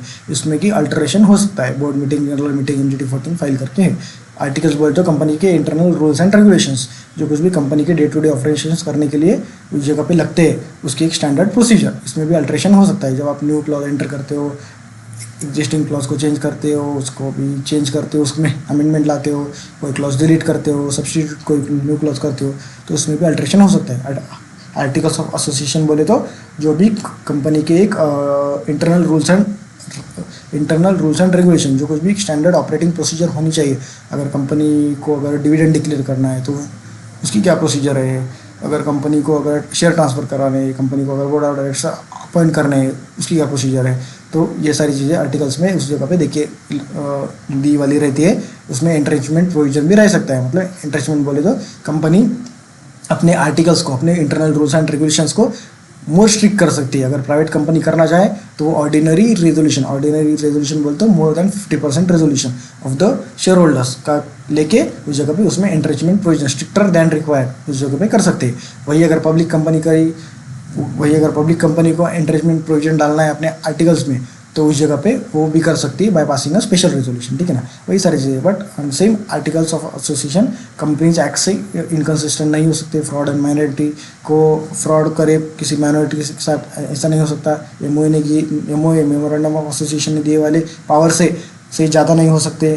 उस जगह पे वो आर्टिकल्स ऑफ एसोसिएशन बोनाफाइड होनी चाहिए, और किसी कोई क्लॉज कंपनीज एक्ट से अगर उस जगह पे उसका कन्फ्लिक्ट होता है तो कंपनीज एक्ट विल प्रिवेल, मतलब कोई क्लॉज है जो कंपनीज एक्ट के साथ में इनकन्सिस्टेंट है तो उस जगह पे कंपनीज एक्ट जो बोलता है वही होगा, मतलब कंपनीज एक्ट का क्लॉज उस जगह पे प्रिवेल रहेगा। सो ये सारी चीज़ें थी memorandum of association and articles of association के बारे में, इसके अल्ट्रेशन, ये सारी चीज़ें CS एग्जीक्यूटिव, CS EET बोलो, CA इंटर बोलो, CA फाउंडेशन बोलो, CMA इंटर बोलो, CMA फाउंडेशन बोलो, कहीं ना कहीं आपको कंपनी लॉ हो गया, कॉर्पोरेट एंड अदर लॉज हो गया, इसमें डेफिनेटली काम आएगी। डेफिनेटली पूरा एग्जॉस्टिव रिवीजन इस वीडियो में अपन ने करके रखा है, कुछ भी डाउट्स है इस वीडियो के नीचे कमेंट करो, मैं डेफिनेटली आपको रिप्लाई करूँगा। और भी जिस भी चैप्टर के ऊपर आप लोग उस जगह पे आपको एक तरीके का ऐसे पूरा पीपीटी के द्वारा बोलो या फिर डायरेक्ट बुक से बोलो, आपको उस जगह पे एक तरीके का एग्जॉस्टिव रिवीजन चाहिए, एक तरीके की पूरी ऐसी कंसेप्चुअल क्लैरिटी चाहिए, आप मुझे बताइए, मैं डेफिनेटली आपके लिए पूरा वीडियो पूरा एग्जॉस्टिव रिवीजन आपके लिए रिकॉर्डेड करूँगा। ऐसे ही लॉ के वीडियोस बोलो, सारी चीज़ों even 11th 12th SP OCM eco accounting भी बोलो, उसके ऊपर भी कोई वीडियो चाहिए, महाराष्ट्र बोर्ड बोलो या फिर कोई बोलो, मैं उसके ऊपर भी डेफिनेटली डालूंगा। Just do support, do follow. ये मेरा इंस्टाग्राम पेज है, ये यूट्यूब है, ये मेरा CACS विथ विनीत, यहाँ पे सारा CACS से रिलेटेड एग्ज़ाम की स्ट्रैटेजी क्या होनी चाहिए, फेलियर की स्ट्रैटेजी क्या होनी चाहिए, सारी चीज़ें मैं यहाँ पे शेयर करूँगा। एजुकेशनल कंटेंट तो है ही है, उसके बाद में ये मेरा खुद का इंस्टाग्राम का अकाउंट है, उसके ऊपर भी सारी चीज़ें, उसके ऊपर भी बहुत सारे वीडियोस वो हाइलाइट्स में मैंने ऐड कर रखे हैं, आप लोग देख सकते हो। ये फेसबुक का पेज है, उसको भी आप फॉलो कर सकते हो। यूट्यूब का नाम है विनीत देशपांडे, इंस्टाग्राम पेज का नाम है CACS विथ विनीत, या फिर अपना विनीत_2953 ऑल स्मॉल में, विनीत_2953 ऑल स्मॉल में, या फिर CACS विथ विनीत_2026, CACS विथ विनीत_2026, ये भी इंस्टाग्राम का एक अकाउंट है। इसको पे आप सारा एजुकेशनल कंटेंट आएगा, या फिर अपना एग्ज़ाम की स्ट्रैटेजी, फेलियर की स्ट्रैटेजी एंड ओवरऑल एक स्ट्रैटेजी लाइफ में क्या होनी चाहिए, वो सारी चीज़ें मैं यहाँ पे जितना कि मुझे समझ में आया, जितना कि मैंने सारी चीज़ें देखी है लास्ट 4-5 साल में, सो ये सारी चीज़ें मैंने आपके साथ शेयर करनी है। ये अपना लोगो है CACS with Vineet, learnings beyond books which makes a good human being first. तो ये प्रायोरिटी होनी चाहिए, being a good human being first. मुझे लगता है कि बाकी सारी चीज़ें ईजिली हो जाएंगी। सो धीरे धीरे सारी चीज़ें के ऊपर डिस्कशन करेंगे। सो बेसिकली इसके ऊपर कोई भी डाउट्स है, memorandum of association, articles of association के ऊपर, डू कमेंट हियर, डेफिनेटली मैं रिप्लाई करूँगा। Thank you so much guys, bye bye, hope you like the video, please do subscribe, comment, बस आपका कमेंट उस जगह पे बहुत मायने रखता है। Thank you so much, bye bye.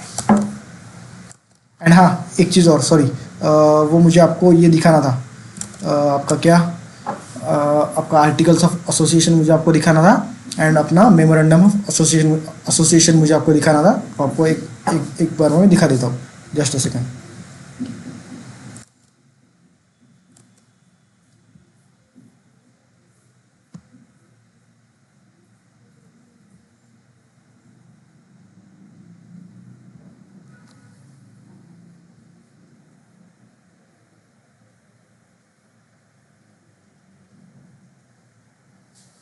सो ये रहेगा आपका YMO है, ये यहाँ पे नेम क्लॉज रहता है, ये आपका नेम ऑफ कंपनी, यहाँ पे आपका रहता है रजिस्टर ऑफिस क्लॉज, या रहता है आपका ऑब्जेक्ट क्लॉज। ये पूरा ऑब्जेक्ट ऐसे स्पेसिफाई करना रहता है कि जैसे आपने पढ़ा कि ये पूरा पैराग्राफ में होना चाहिए।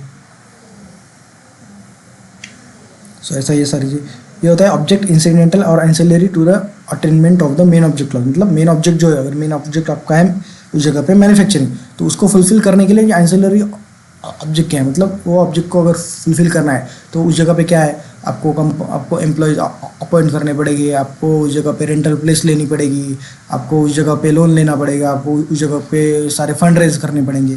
वो सारी चीज़ें एंसिलरी में आएगी। मेन ऑब्जेक्ट को फुलफिल करने के लिए जो सारी चीज़ें उस जगह पे आपको करनी पड़ेगी, वो सारी चीज़ें यहाँ पे आएगी, ठीक है ना।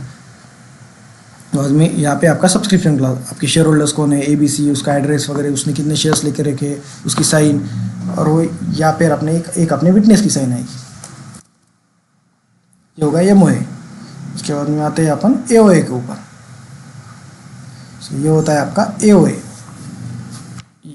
यहाँ पर देखो, यहाँ पर आएगा कंपनी लिमिटेड बाय शेयर्स, यहाँ पे द कंपनीज एक्ट, यहाँ पे नीचे कंपनी का नाम आएगा जो कुछ भी है इन द रेगुलेशन, ठीक है ना। यहाँ पे एक्ट मतलब क्या, ये पूरा फॉर्मेट रहता है, ठीक है ना। जैसे मैंने बोला कि इंटरनल रूल्स एंड रेगुलेशंस रहते हैं हर चीज़ के ऊपर, तो आपके शेयर कैपिटल क्या है उसके ऊपर सारी चीज़ें। उसके बाद में आपके लियन, आपकी कोई असेट्स के ऊपर चार्ज क्रिएट करना रहा, आपने कोई लोन लिया है तो ये उसके ऊपर कॉल्स एंड शेयर्स, मतलब आज की डेट पे तो आप लोग शेयर लेते हो तो उस जगह पे पूरा ही पेमेंट करना उस जगह पे पड़ता है। बट अगर बहुत सारी कंपनीज में अपन थ्योरी में उस जगह पे इशू ऑफ शेयर्स में देखते हैं कि first call, second call, allotment, तो वो पैसे कैसे मांगेंगे। उसके बाद में ट्रांसफ़र ऑफ शेयर की क्या प्रोसीजर है, उसके बाद में ट्रांसमिशन बोले तो किसी बंदे की डेथ हुई है, उसके बाद में उसके शेयर्स, उसके बाद में फॉरफीचर मतलब अगर कुछ शेयर के पेमेंट का आपने उसका नॉन पेमेंट कर दिया, 100 रुपये का शेयर था, आपने 85 पे किए, 50 नहीं किए, तो आपके शेयर फॉरफिट कर दिए जाएंगे, जब्त किए दिए जाएंगे। अल्ट्रेशन ऑफ कैपिटल मतलब कैपिटल में चेंज हो गया है, 1 लाख का 2 लाख हो गया है, उसके बाद में अपना कैपिटलाइजेशन ऑफ प्रॉफिट, उसके बाद में आपके शेयर्स में बाय बैक हुआ है, जनरल मीटिंग क्या प्रोसीजर है, उसके बाद में proceedings at general meeting, adjournment of meeting, voting rights, proxy, board of directors, proceedings of board, उसके बाद में chief executive officer, manager, CEO, company secretary, dividends and reserves, accounts, winding up, indemnity, और ये सारी चीज़ें, यानी आपका name of subscriber, number of shares taken, signature, and ये आपका विटनेस। सो ये सारी चीज़ें हैं।